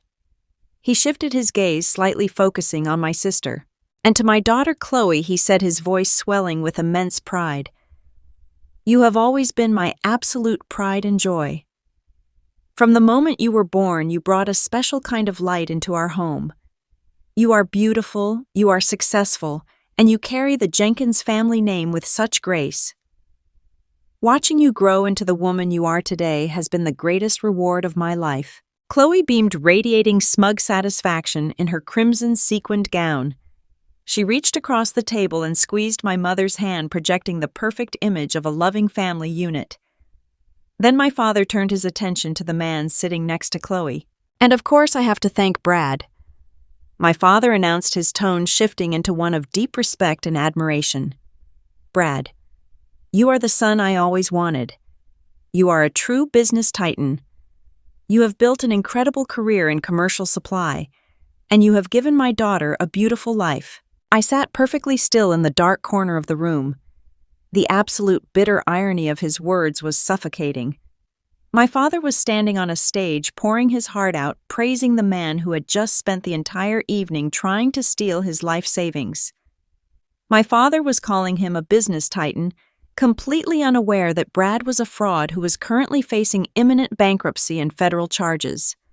My father was thanking the man who was actively defrauding the very manufacturing company that had paid his wages for 40 years. I watched Brad force a wide, charismatic smile. He raised his glass to my father, playing the role of the humble, successful son-in-law. But from my vantage point, I could see the sweat gleaming on his forehead. I could see the rigid tension in his shoulders. He was sitting at the table of honor, smiling for the crowd, while secretly panicking about the warehouse seizure waiting for him on Monday morning. My father gripped the podium tighter, looking overwhelmed by his own gratitude. "I know I am not a wealthy man," he told the audience, his voice breaking slightly. "I do not have millions of dollars to leave behind. But I have my pension. I have my reward for all those years of sweat and sacrifice, and I am so blessed to be able to share my retirement years with a family that loves and supports me." The crowd broke into a warm, sustained applause. They were completely charmed by the sincere working-class man and his shiny, successful family. They believed every single word of the illusion my mother had curated. They thought they were witnessing the perfect American dream. I sat next to the kitchen doors, listening to the applause wash over the room. I looked at the floor workers sitting around me at my table. Dave, the forklift operator, was staring at his water glass, shaking his head slightly. Maria, the sanitation lead, looked visibly uncomfortable. They knew the reality of the factory floor, and they could sense that something about this glittering country club display felt entirely wrong. My father waited for the applause to die down. He wiped his eyes and looked back out at the audience. He had thanked his wife. He had praised his golden child. He had elevated his fraudulent son-in-law. The speech felt complete. It felt like he was ready to step down and enjoy the rest of his evening. But then a strange silence fell over the podium. My father seemed to suddenly remember something. He shifted his weight awkwardly. He squinted past the bright stage lights, peering into the dim recesses of the massive ballroom. He scanned the room, moving his gaze past the front tables, past the middle section, searching the deep shadows near the exit. He was looking for his other child. He finally found me sitting at the small round table pushed practically against the kitchen hallway. I did not wave. I did not smile. I simply looked back at him, my face a calm, unreadable mask. And to Clara, my father added his voice, dropping into a hesitant, almost apologetic tone. The room went entirely silent. The shift in energy was palpable.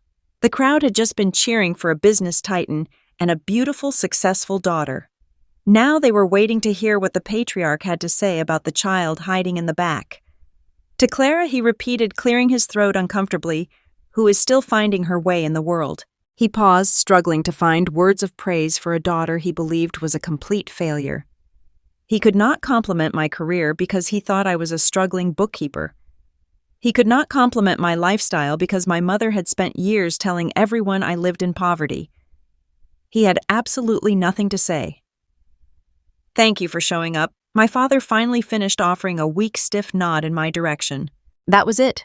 40 years of my life reduced to a single pitying footnote. Thank you for showing up. The reaction from this ballroom was instantaneous and excruciating. The crowd offered a round of polite, scattered applause. It was the soft, hesitant clapping of people who feel obligated to acknowledge someone they pity. I could see the wealthy church elders turning in their chairs, straining their necks to catch a glimpse of the struggling daughter in the back. I felt hundreds of eyes landing on my simple navy dress. I saw my mother close her eyes and press her lips together, looking like she was bravely enduring a great embarrassment. I saw Chloe smirk openly, taking a slow sip of her champagne, clearly relishing the public confirmation of her superiority. Brad refused to look at me, keeping his eyes fixed firmly on the tablecloth, entirely focused on his own impending doom. At my table, the reaction was entirely different. Dave shifted his large frame, attempting to block the stares of the people at the next table. Maria looked at me with deep, genuine sympathy, her eyes wide with understanding. They knew what it felt like to be dismissed. They knew what it felt like to be pushed to the back of the room and told to stay quiet. I did not break eye contact with my father. I did not shrink down in my chair. I did not let the pitying stares force me into the role of the victim. Instead, I slowly and deliberately reached out and closed my hand around the stem of my crystal water glass. The condensation was cool against my skin. I lifted the glass from the table, moving with perfect, undeniable grace. I held the glass up in the air, extending it toward the brightly lit stage. It was a silent, steady salute. I did not nod. I did not smile. I simply held the glass high, acknowledging his words with the absolute serenity of a woman who knows she is untouchable. My father looked at me holding the glass. He blinked, his expression faltering. He expected me to look ashamed. He expected me to look down at my lap or offer a nervous, embarrassed wave. He did not expect the cold, regal authority radiating from the back corner of the room. He did not know how to process a failure who refused to act like one. The tension in the ballroom wound so tight it was practically vibrating. The air felt heavy and suffocating. The wealthy guests had stopped clapping their hands, falling still as they watched the strange, silent standoff between the patriarch on the stage and the outcast daughter in the shadows. It was a brilliant, terrifying moment of psychological warfare. I was sitting at a table with janitors and dock workers, holding a water glass in a simple dress. My family was sitting at a gold-draped table covered in diamonds and velvet. By every rule of my mother's social hierarchy, I should have been crushed. But I was not hurt. I did not feel a single ounce of pain because pain requires vulnerability, and I was wearing armor forged from hard, undeniable facts. I looked at Brad. He finally lifted his head and met my gaze. I held the water glass steady, locking my eyes onto his terrified, sweating face. I let him see the absolute promise of destruction in my expression. I wanted him to know that the clock was ticking down the final seconds of his fraudulent life. I knew exactly what was inside my black leather handbag resting by my feet. I knew that the pension my father had just spoken about with tears in his eyes was safely locked behind an irrevocable corporate trust that Brad could never access. I knew that the vendor contract Brad needed to survive was sitting in a manila folder marked for immediate termination. I knew that the intent to sue for corporate fraud would strip away the velvet jacket, the leased car, and the country club membership by Monday morning. When you hold all the cards, you do not need to scream to prove you are winning. You simply wait for the other players to reveal their empty hands. My father slowly lowered his head, stepping away from the microphone. The string quartet immediately began to play again, trying to break the heavy, awkward silence that had settled over the room. The guests returned to their conversations, speaking in hushed, urgent whispers. I lowered my glass and set it back on the table. The audience thought the uncomfortable moment had passed. They thought the awkward family dynamic had been safely tucked away again. They had no idea that the real explosion was only seconds away. I turned my head slightly, looking away from the stage and fixing my eyes entirely on the heavy brass doors at the front entrance of the ballroom. I was waiting for the final piece of the puzzle to walk into the room. The heavy double doors at the main entrance of the country club ballroom swung open. I had been watching those doors with intense focus from my seat in the shadows. The air in the room was still thick with the awkward tension my father had created during his speech, but that tension was about to be entirely replaced. In walked Greg Tolson. Greg was a man who commanded respect without ever having to ask for it. He wore a perfectly tailored charcoal gray suit that spoke of quiet, established authority. As the general manager of the massive regional manufacturing plant, he oversaw thousands of employees and managed a budget of tens of millions of dollars. To the workers at my table, he was the ultimate boss. To the wealthy suburbanites in the room, he was a symbol of corporate power. I watched him pause just inside the doorway, shaking off the slight chill of the Chicago evening. He stood tall, his seasoned face completely impassive as he surveyed the grand gold-draped room.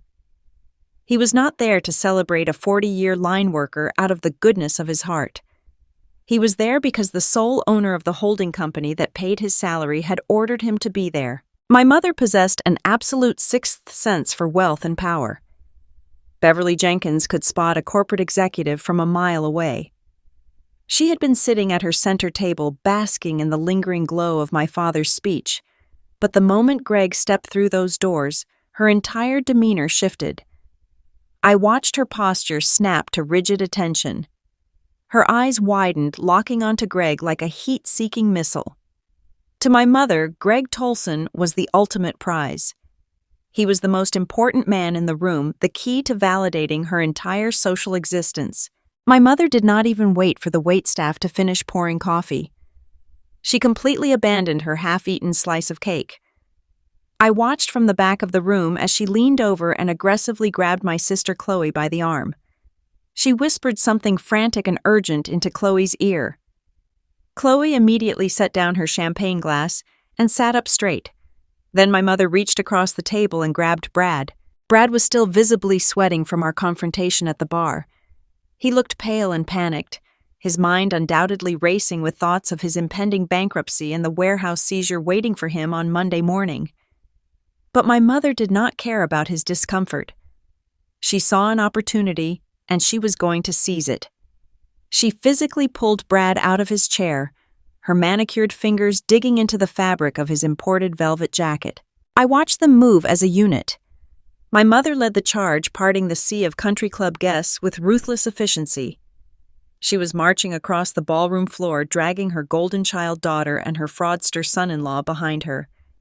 She was absolutely determined to intercept the general manager before he could even hand his coat to the club attendant. This was the moment my mother had been planning for weeks. She believed that if Brad could just get 5 minutes alone with the general manager, he could secure a massive commercial supply contract. She believed Brad was a business titan who just needed the right introduction.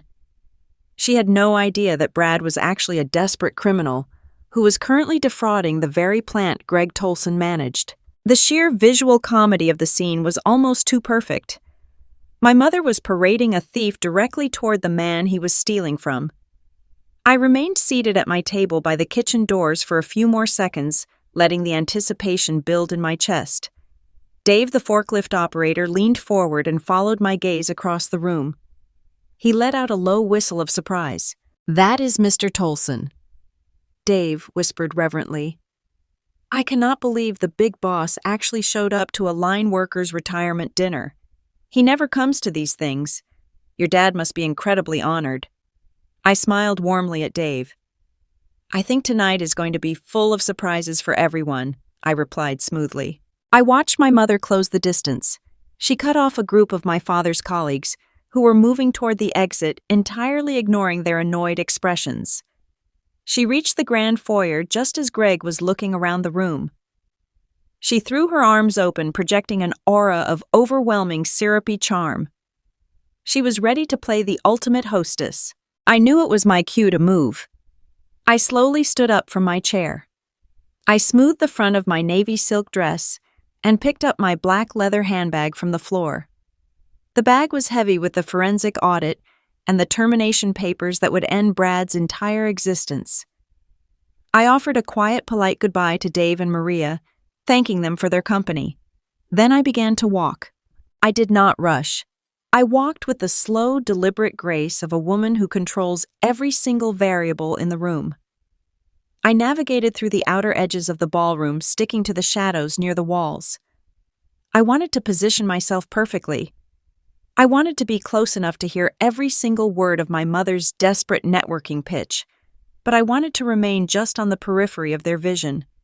I stopped near a large marble pillar a few feet away from the grand entrance. I folded my hands in front of me and watched the trap spring into action. "Mr. Tolson," my mother announced, her voice pitched loudly enough to ensure that anyone standing nearby would hear her. "We are just so incredibly honored that you could make it tonight. I am Beverly Jenkins Richards' wife." Greg turned to face her. He was a professional, and he knew how to wear a corporate mask. He offered a polite, measured smile. "It is a pleasure to meet you, Mrs. Jenkins," Greg replied evenly. "Richard has given 40 years of dedicated service to the plant. It is a significant milestone." My mother practically vibrated with delight. "Oh, you are too kind," she gushed. "Richard is just so dedicated. But I actually wanted to introduce you to the rest of our family." She reached back and pulled Chloe forward. Chloe flashed a brilliant practiced smile, running a hand through her perfect blonde hair. "This is my beautiful daughter Chloe," my mother bragged. "She is incredibly successful in her own right." Greg offered a brief nod to Chloe. "A pleasure," he said simply. But my mother was just warming up. She grabbed Brad by the arm and shoved him directly in front of the general manager. Brad stumbled slightly, clearly off balance, his face still pale and slick with nervous sweat. He quickly tried to compose himself, standing up straight and adjusting his velvet jacket. "And this is my brilliant son-in-law, Brad Harrison," my mother announced, her voice swelling with immense pride. "Brad is the Chief Executive Officer of Apex Commercial Supply. He is an absolute titan in the industry. He handles massive logistics and raw material contracts. I just knew the two of you had to meet. Brad was hoping to network with you tonight. I told him there is no one more important in regional manufacturing than Greg Tolson." I stood silently behind the marble pillar, watching Greg's face. I knew exactly what was going through his mind. Less than 12 hours ago, Greg and I had sat in my executive boardroom reviewing a forensic audit that proved Apex Commercial Supply was actively stealing tens of thousands of dollars from his plant through phantom inventory fraud. Greg knew exactly who Brad Harrison was. He knew Brad was a common thief. Greg did not immediately react. He did not yell. He did not call security. He simply looked Brad up and down, his eyes turning hard and analytical. He took in the expensive velvet jacket, the flashy watch, and the nervous, desperate energy radiating from the younger man. Apex Commercial Supply. Greg repeated slowly, tasting the words.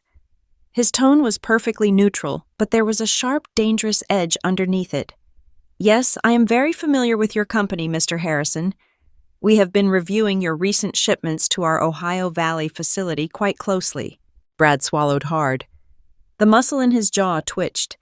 He thrust his hand forward, forcing a wide, entirely fake smile. It is an honor to meet you, Mr. Tolson. Yes, my firm has been thrilled to partner with your plant. We pride ourselves on top-tier service. I would love to schedule a meeting with your procurement office next week to discuss expanding our contract. We have some aggressive growth strategies I think you would find very appealing. Greg looked at Brad's outstretched hand for a long, agonizing moment before finally shaking it. His grip was brief and entirely devoid of warmth. I am sure you have very aggressive strategies, Mr. Harrison, Greg replied smoothly. We will definitely be discussing your contract very soon. My mother beamed, completely misinterpreting the interaction. She thought Greg was genuinely impressed. She thought she had just secured her son-in-law a $1 million deal. She had absolutely no idea that Greg was currently looking at a man he planned to sue into oblivion. Oh, that is just wonderful, my mother cheered. Brad is just so talented. He works so hard to provide a beautiful life for my daughter. Greg was barely listening to her anymore. He was polite, offering the required nods and murmurs of agreement, but his attention had completely shifted. His eyes were moving past my mother, past Chloe, past the sweating, desperate fraudster in the velvet jacket. He was scanning the dim edges of the ballroom. He was looking past the glittering illusion my mother had built, searching the shadows for the only person in the room who actually mattered. He was looking for his boss. He was looking for me.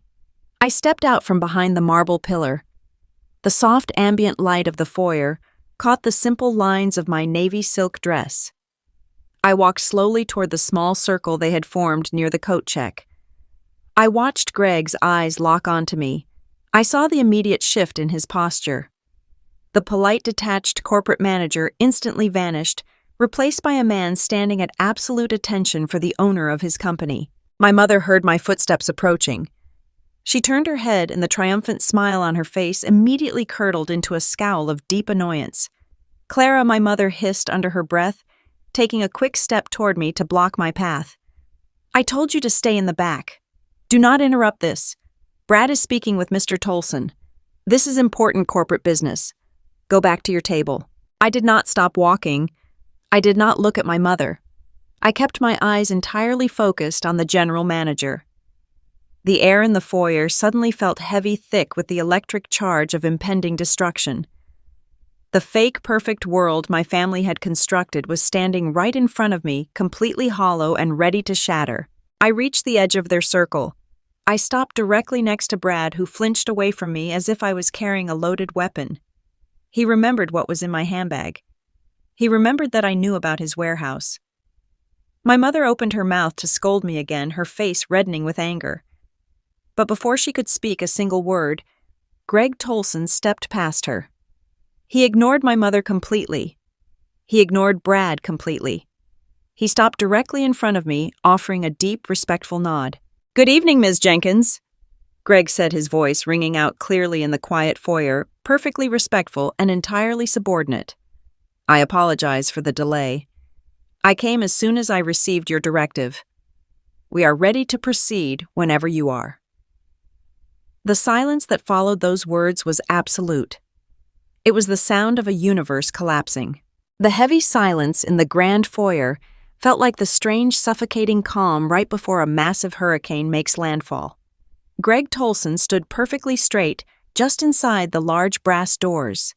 His seasoned corporate demeanor was firmly in place, but his eyes were entirely fixed on me. He was a man who commanded thousands of employees across massive industrial spaces and managed multi-million-dollar operating budgets. Yet in this specific moment, he was respectfully waiting for my permission to speak. He had just offered me the kind of deferential, loyal greeting that you only give to the person who holds your entire career and company in their hands. But my mother, Beverly Jenkins, was entirely blinded by her own desperate social ambition. She had spent the last 4 decades aggressively climbing the invisible ladders of suburban country club society. She judged everyone by the cost of their shoes, the brand of their handbags, and the zip code of their home address. Her mind was so thoroughly saturated with her own carefully curated delusions that she literally could not process what had just happened right in front of her face. She did not hear the deep reverence in Greg's voice. She did not notice the sharp, terrified realization dawning on Brad's sweating forehead.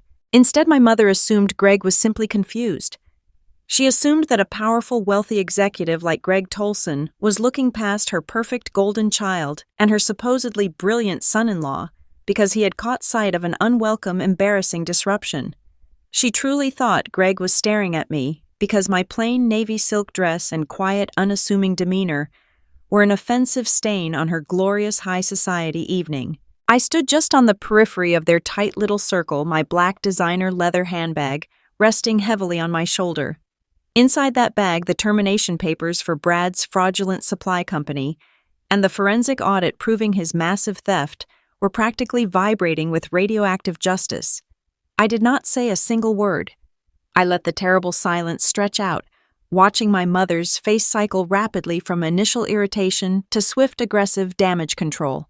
Beverly physically stepped to the side, aggressively inserting herself directly into Greg's line of sight. She positioned her body like a human shield, attempting to completely block me from his view, so he would not have to look at the family failure.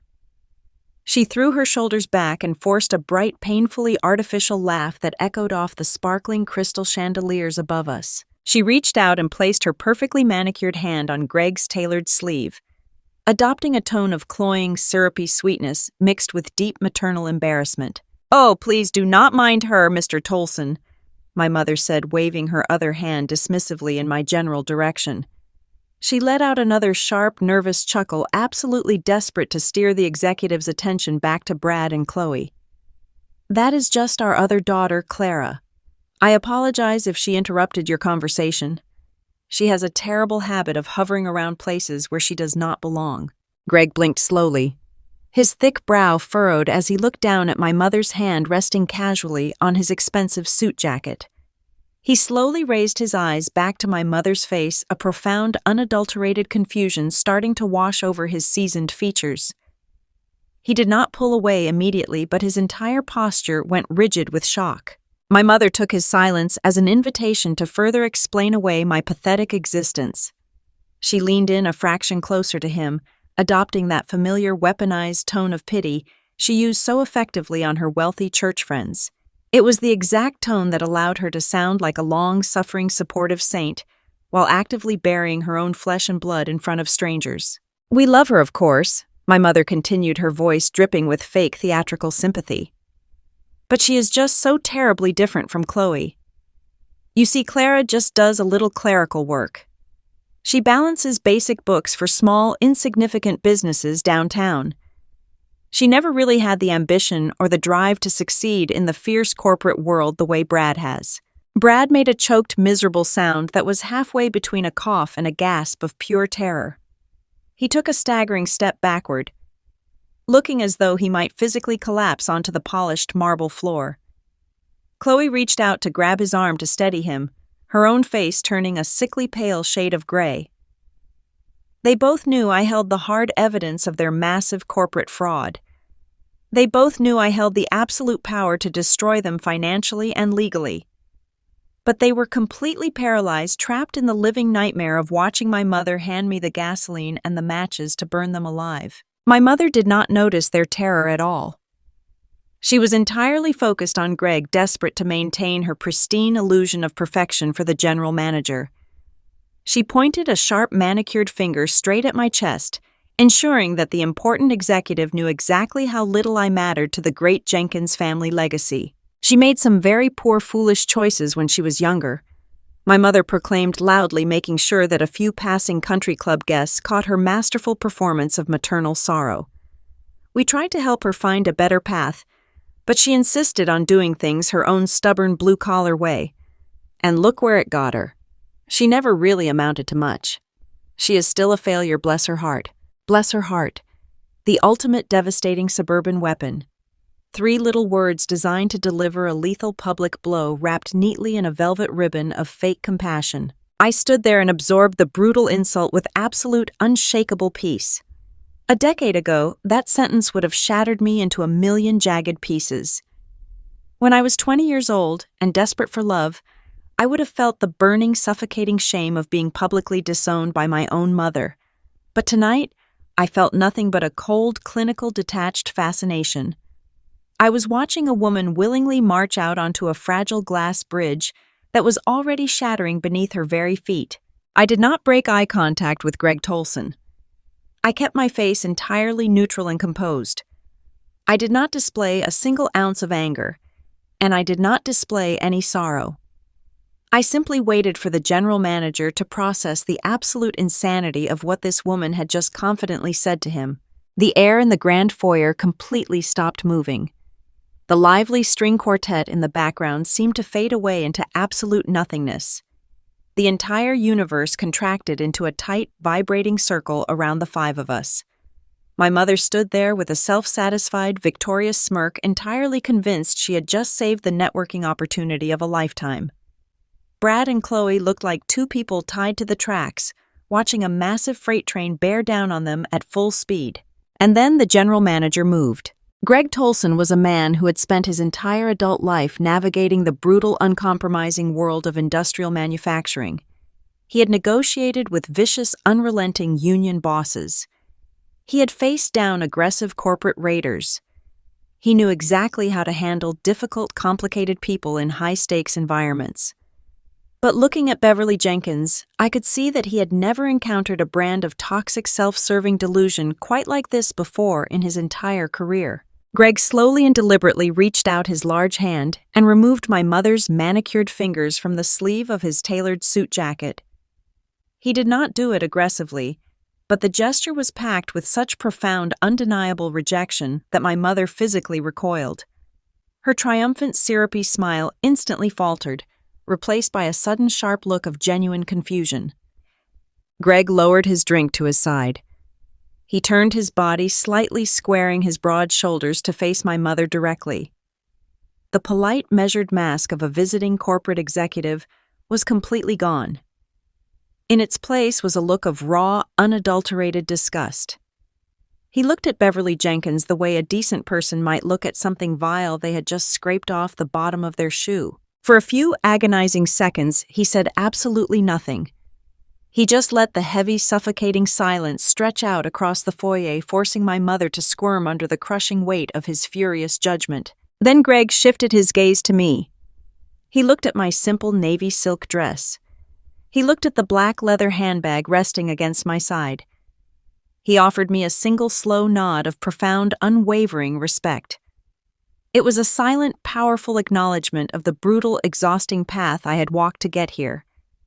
He was openly honoring the woman who had slept in freezing delivery trucks to build a massive empire, while her own family sat in comfortable houses and called her a total failure. When Greg finally spoke, his voice cut through the quiet room like a loud, echoing gunshot. Ma'am, Greg began his tone incredibly deep and completely devoid of any polite social graces. I do not think you have any idea who your daughter actually is. My mother blinked rapidly, her mouth opening and closing like a stranded fish on a dock. I beg your pardon, Mr. Tolson, she stammered, her voice shaking with the very first real trace of panic. I only meant that Clara is not involved in the corporate world. She does not understand high-level business like Brad does. She does not do clerical work. Greg interrupted, his voice rising in volume and immense power, demanding the attention of every single person standing within a 50-foot radius. The sheer force of his projection caused several nearby country club guests to immediately stop their conversations, turn their heads, and stare at our circle. My mother took a fearful step backward, completely disoriented by his sudden, fierce hostility. But she is just a bookkeeper, my mother whispered weakly, desperately clinging to her crumbling narrative. She is the sole founder and primary owner of Midwest Supply Holdings, Greg announced, pronouncing every single syllable with devastating, absolute clarity. She bought our parent manufacturing company in cash 2 years ago. She restructured our entire regional supply chain. She saved thousands of jobs across 6 different states through sheer tactical brilliance. The words slammed into my mother like physical blows to the chest. Her perfectly styled head snapped back. Her eyes widened to comical, terrified proportions, desperately searching Greg's face for any sign of a cruel joke. But there was absolutely no humor to be found in his expression. Greg took another step closer to her, radiating a fierce, loyal, protective anger. "Clara signs my paychecks, Mrs. Jenkins," Greg stated, his voice ringing off the high marble columns of the grand foyer. "She personally signs the operating budgets, and she signs your husband's paychecks. She owns the entire Ohio Valley plant. She owns the very ground he has been standing on for the last 2 years." Absolute suffocating silence descended on the banquet hall. The string quartet had stopped playing entirely. The wealthy church friends who had gathered nearby to eavesdrop on the conversation were completely frozen in place, their crystal champagne glasses suspended in midair. Mrs. Gable, the neighborhood gossip, was standing near the coat check with her jaw practically resting on her pearl necklace, drinking in the greatest scandal this country club had ever seen. My mother looked like she had just been struck by a bolt of lightning. The color completely drained out of her face, leaving her pale drawn and looking incredibly old beneath her expensive cosmetics. Her jaw dropped open, but she could not produce a single coherent sound. Her mind, perfectly tuned to worship wealth, status, and social power, was violently short-circuiting as it tried to process the fact that the daughter she had mocked, abused, and humiliated for over a decade was secretly the most powerful, wealthy person she had ever met. She slowly turned her head and looked at me. For the very first time in my entire life, my mother did not look at me with crushing disappointment, pity, or harsh annoyance. She looked at me with absolute, unadulterated terror. I stood perfectly still, offering her nothing but a cool, level, unbothered stare. I did not gloat. I did not sneer.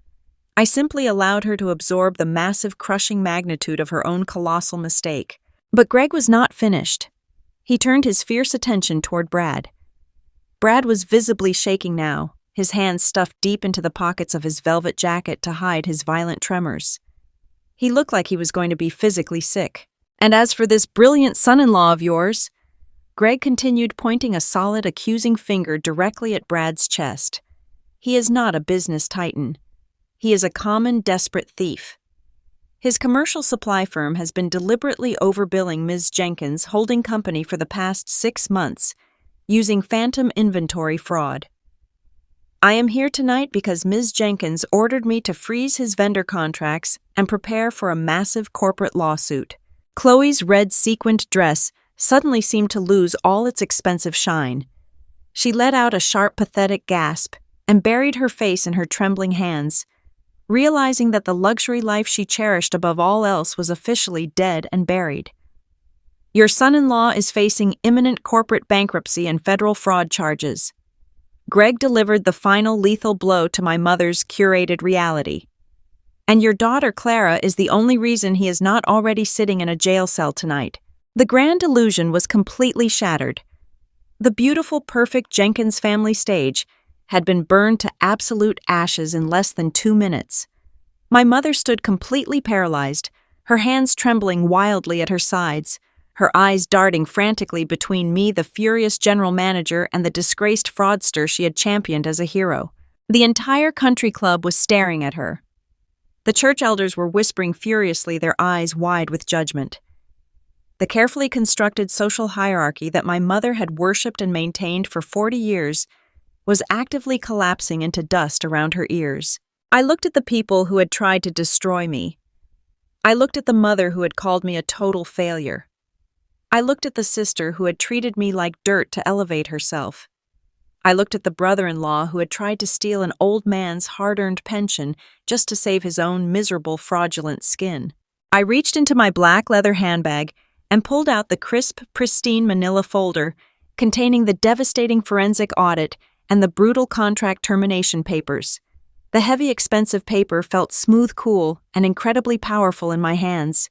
I held the absolute keys to their complete destruction, and I had never felt more alive. My father turned around slowly. He had walked halfway to the grand foyer when Greg Tolson delivered his booming announcement. Now my father stood completely frozen on the polished marble floor. He looked at Greg, and then he looked at me. His weathered face completely drained of color. The deep lines around his eyes seemed more pronounced under the bright crystal chandeliers. He had spent 40 years waking up in the dark to work on a concrete factory floor. He had spent 40 years measuring success by the physical sweat on his brow and the steady union paycheck he brought home every Friday. For the last 12 years, he had watched my mother openly mock my career choices. He had stood by quietly while I was dismissed as a lost cause and a disappointment. Now he was staring at the daughter he thought was just a struggling bookkeeper. He was trying desperately to process the impossible reality that I was the ultimate authority over his entire working life. I owned the very factory where he had given his youth and his health. I was the executive who signed the buyout papers for his retirement. The sheer magnitude of that realization hit him so hard, I thought his knees might actually buckle. He opened his mouth to speak, but absolutely no sound came out. Brad was breathing heavily. The expensive velvet dinner jacket that had looked so sophisticated an hour ago now looked like a suffocating straitjacket. He looked at the general manager, and then his eyes snapped back to me. You could practically see the gears grinding in his desperate, panicking mind. He was trying to find a way out of the corner he had just painted himself into. He realized that the woman he had just bullied and insulted was actually the key to his entire financial survival.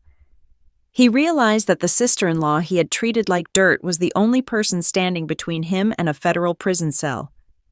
So he did exactly what all cornered con artists do when they are caught. He tried to pivot. He tried to act like this was all a big misunderstanding and we were actually on the same team. Brad forced a wet, shaky laugh. It was a pathetic sound that echoed terribly in the quiet room. He took a step toward me and wiped a bead of sweat from his forehead with the back of his hand.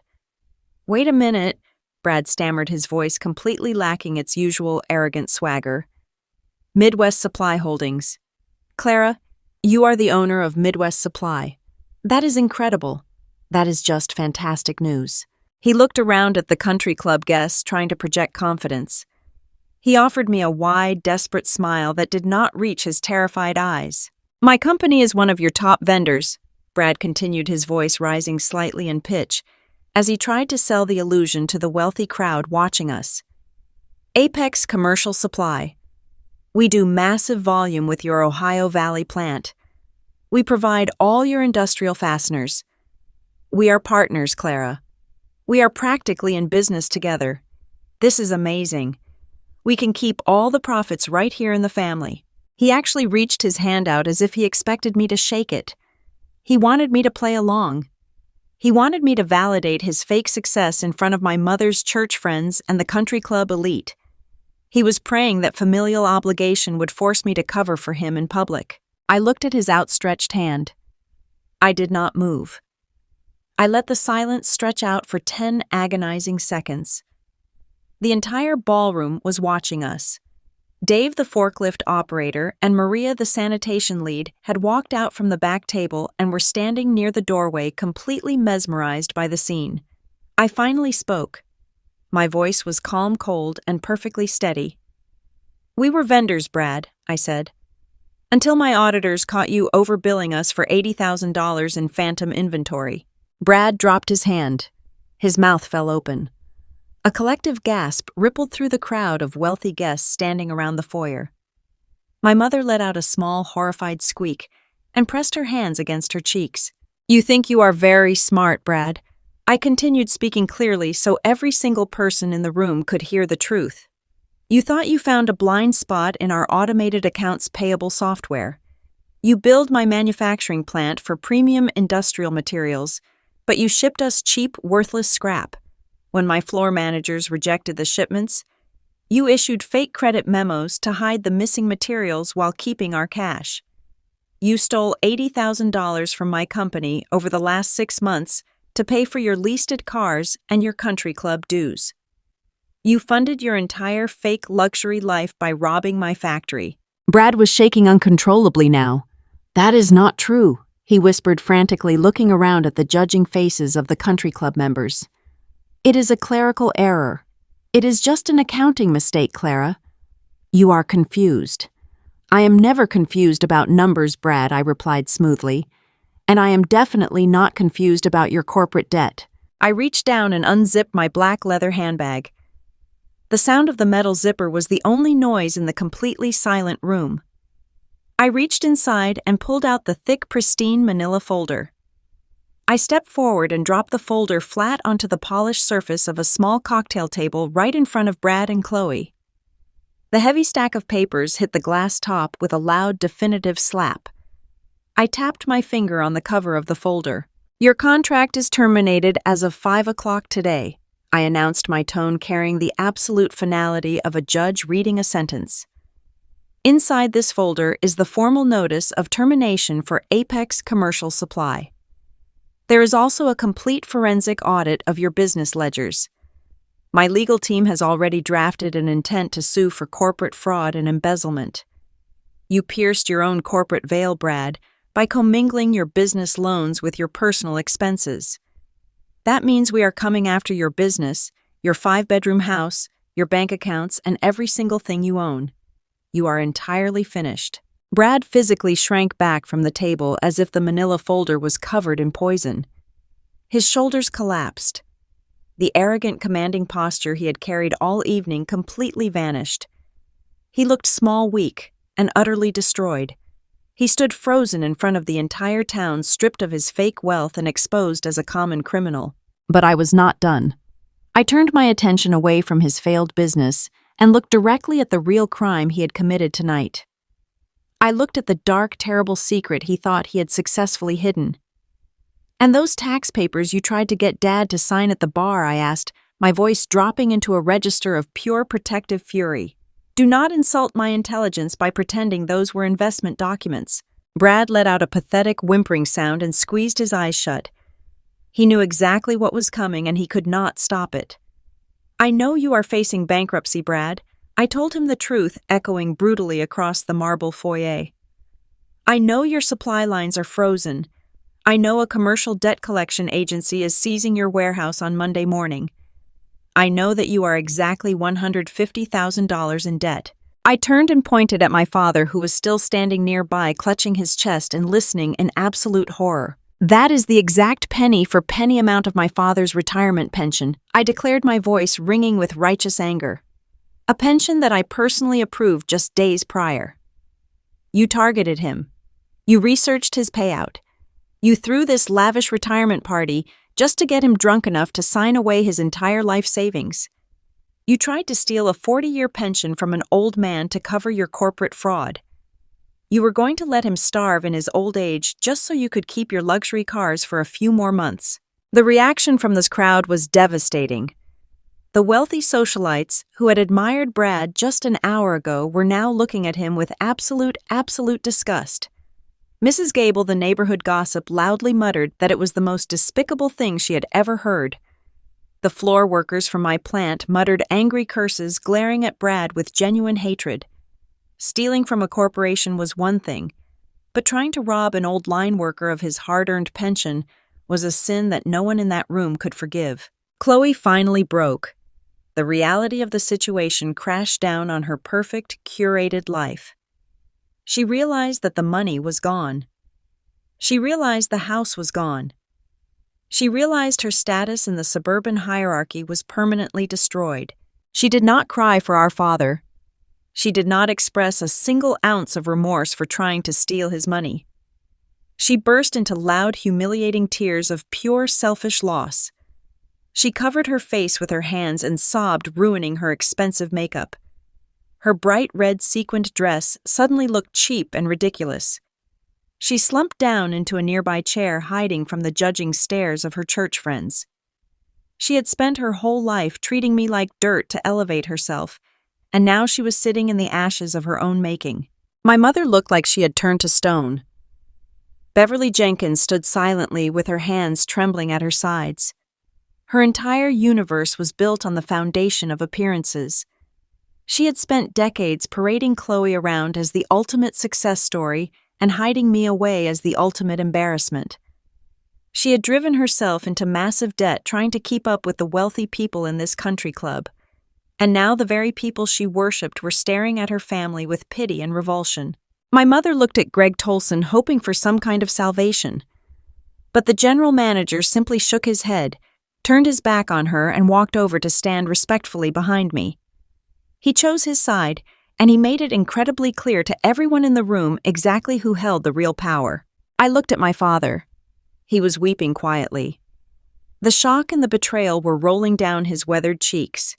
He looked at Brad, the son-in-law he had just called his pride and joy, and shook his head in absolute disgust. Then my father looked at me. He looked at the daughter he had ignored, the daughter he had refused to support, the daughter who had just saved his life. He took a slow, shaky step toward me. Clara, my father whispered, his voice breaking with heavy, painful regret. Clara, I had no idea. I am so sorry. I am so incredibly sorry. I looked at his tired, crying eyes. I thought about the decades of missing love. I thought about the empty chairs at my childhood milestones. But I also thought about the fact that I had just secured his future. I had built a legal wall around his money that no one could ever breach. I had done the right thing, not because he deserved it, but because I am a good person who protects the vulnerable. You are safe, Dad, I said softly, keeping my distance but offering him the truth. I called the Human Resources Department this afternoon. I placed your entire pension into an irrevocable spendthrift trust.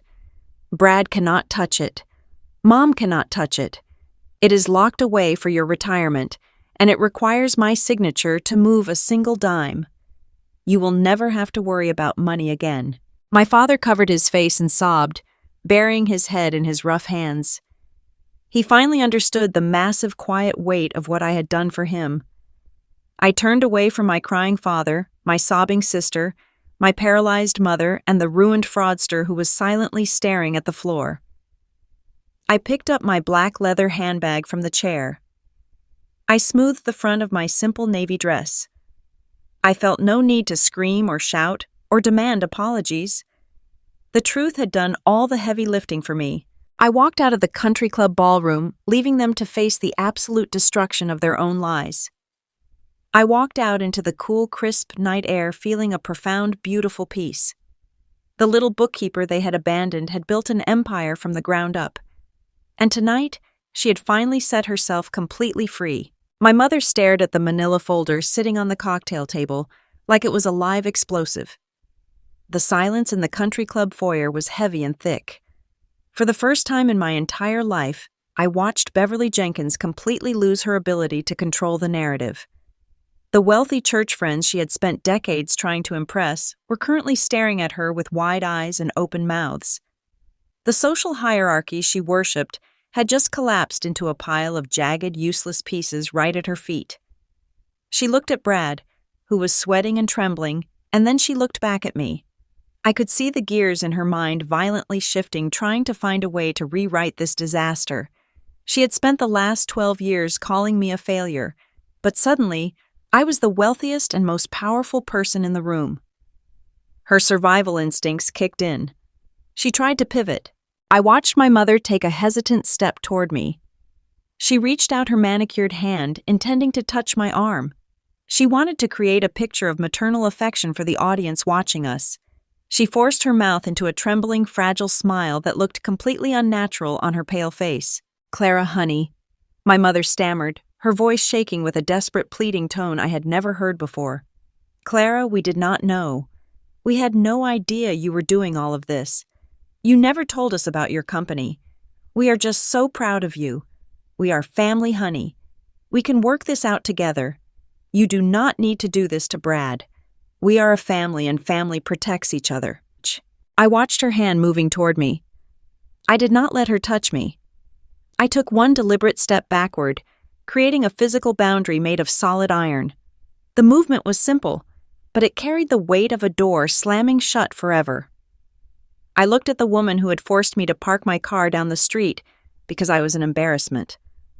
I looked at the woman who had just told the general manager of my company that I never amounted to much. "You did not know because you never cared to ask, Mom," I said quietly. My voice did not shake. It carried across the silent foyer, perfectly clear and completely empty of any residual longing for her approval. "You spent the last 12 years erasing me because I did not fit into your perfect country club image. You did not want to know about my life because you had already decided I was worthless. You chose to celebrate a fraud and a criminal because he wore expensive suits and drove a leased car. And you chose to humiliate your own daughter because she wore sensible shoes and worked with her hands." My mother let out a small choked sob, letting her hand fall to her side. The church elders standing nearby were whispering furiously to one another, pointing at my mother and shaking their heads. They had witnessed her cruelty firsthand, and they were absolutely appalled. I turned my attention to my father. He was standing a few feet away, looking like a man who had just survived a terrible shipwreck. He was wiping tears from his deeply lined face, clutching the edge of a chair for support. He had finally seen the truth about the golden child he had favored and the outcast daughter he had ignored. "I protected your pension tonight, Dad," I told him, keeping my tone gentle but firm. "I moved your entire payout into a locked irrevocable trust so Brad cannot touch it and Chloe cannot spend it. You earned that money with 40 years of hard labor on a concrete floor, and you deserve to enjoy your retirement in peace. You will have your cabin by the lake. But I am not doing this to buy my way back into this family. I am doing this because it is the right thing to do." My father nodded slowly, tears spilling over his cheeks. "Thank you, Clara," he whispered, his voice breaking completely. "I do not deserve it, but thank you." I looked back at my mother and my sister. Chloe was still crying loudly into her hands, mourning the loss of her fake wealth. Brad was staring at the floor, completely broken. "I am done sitting at the back table of this family," I said, delivering the final truth they all needed to hear. "I am done shrinking myself to make you feel comfortable. I am done apologizing for building a real, honest life while you played dress-up with stolen money." I turned away from my biological family and faced Greg Tolson. The general manager stood tall and respectful, watching the scene with quiet professional dignity. I extended my hand to him.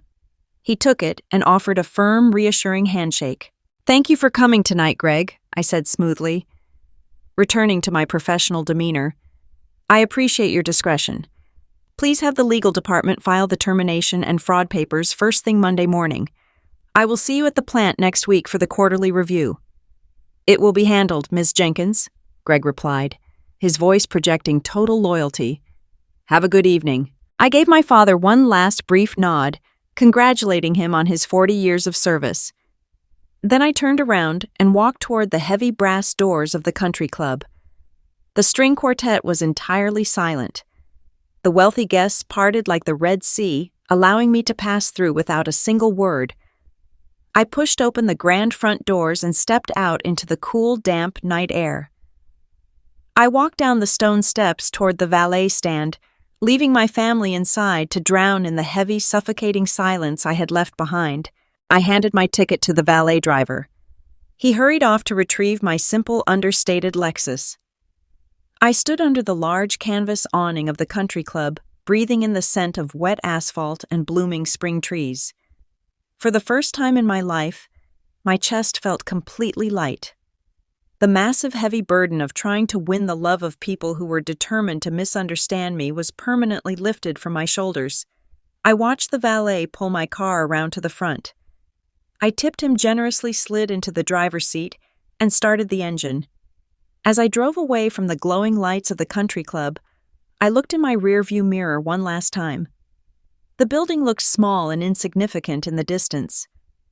I had walked into that place as the family scapegoat, and I was driving away as a woman who entirely owned her own destiny. The aftermath of that Friday night was swift, brutal, and entirely public. On Monday morning, my corporate legal team formally filed the intent to sue for fraud and embezzlement against Bradley Harrison. At the exact same time, Greg Tolson locked down the Ohio Valley plant and severed all ties with Apex Commercial Supply. Without the stolen funds from my company, Brad could not meet the demands of the commercial debt collection agency. By Wednesday, his warehouse was seized by the bank. Brad faced a massive federal indictment for corporate fraud because he had foolishly commingled his personal and business accounts. The creditors came for everything. The bank foreclosed on the 5-bedroom house in the gated community. They repossessed the white-leased BMW. Chloe was forced to pack her designer bags and move into a tiny rented apartment on the other side of the city. She had to take a job as a receptionist at a dental office just to pay her basic utility bills. The golden child who had spent her entire life mocking my work ethic was finally forced to learn what it meant to earn a paycheck. Brad is currently awaiting trial, and his fake business titan reputation is nothing more than a cautionary tale whispered among suburban elites. My mother's social downfall was equally devastating. The women in her church group and the members of her exclusive country club had witnessed her entire performance at the banquet. They had seen her try to humiliate me, and they had seen her champion a criminal. They realized that Beverly Jenkins was a fraud who cared more about appearances than her own children. She was quietly and systematically ostracized from every single social circle she had spent 40 years trying to infiltrate. Her invitations to charity luncheons completely dried up. Her calls to friends went entirely unanswered. She is now isolated in her colonial house surrounded by her expensive china sets, with absolutely no one to show them off to. My father Richard finally bought his small cabin up near the lake. The irrevocable trust I set up functions perfectly, ensuring his bills are paid and his retirement is secure. He spends his days fishing and sitting on a quiet wooden porch. He sends me letters, sometimes apologizing for his decades of blindness.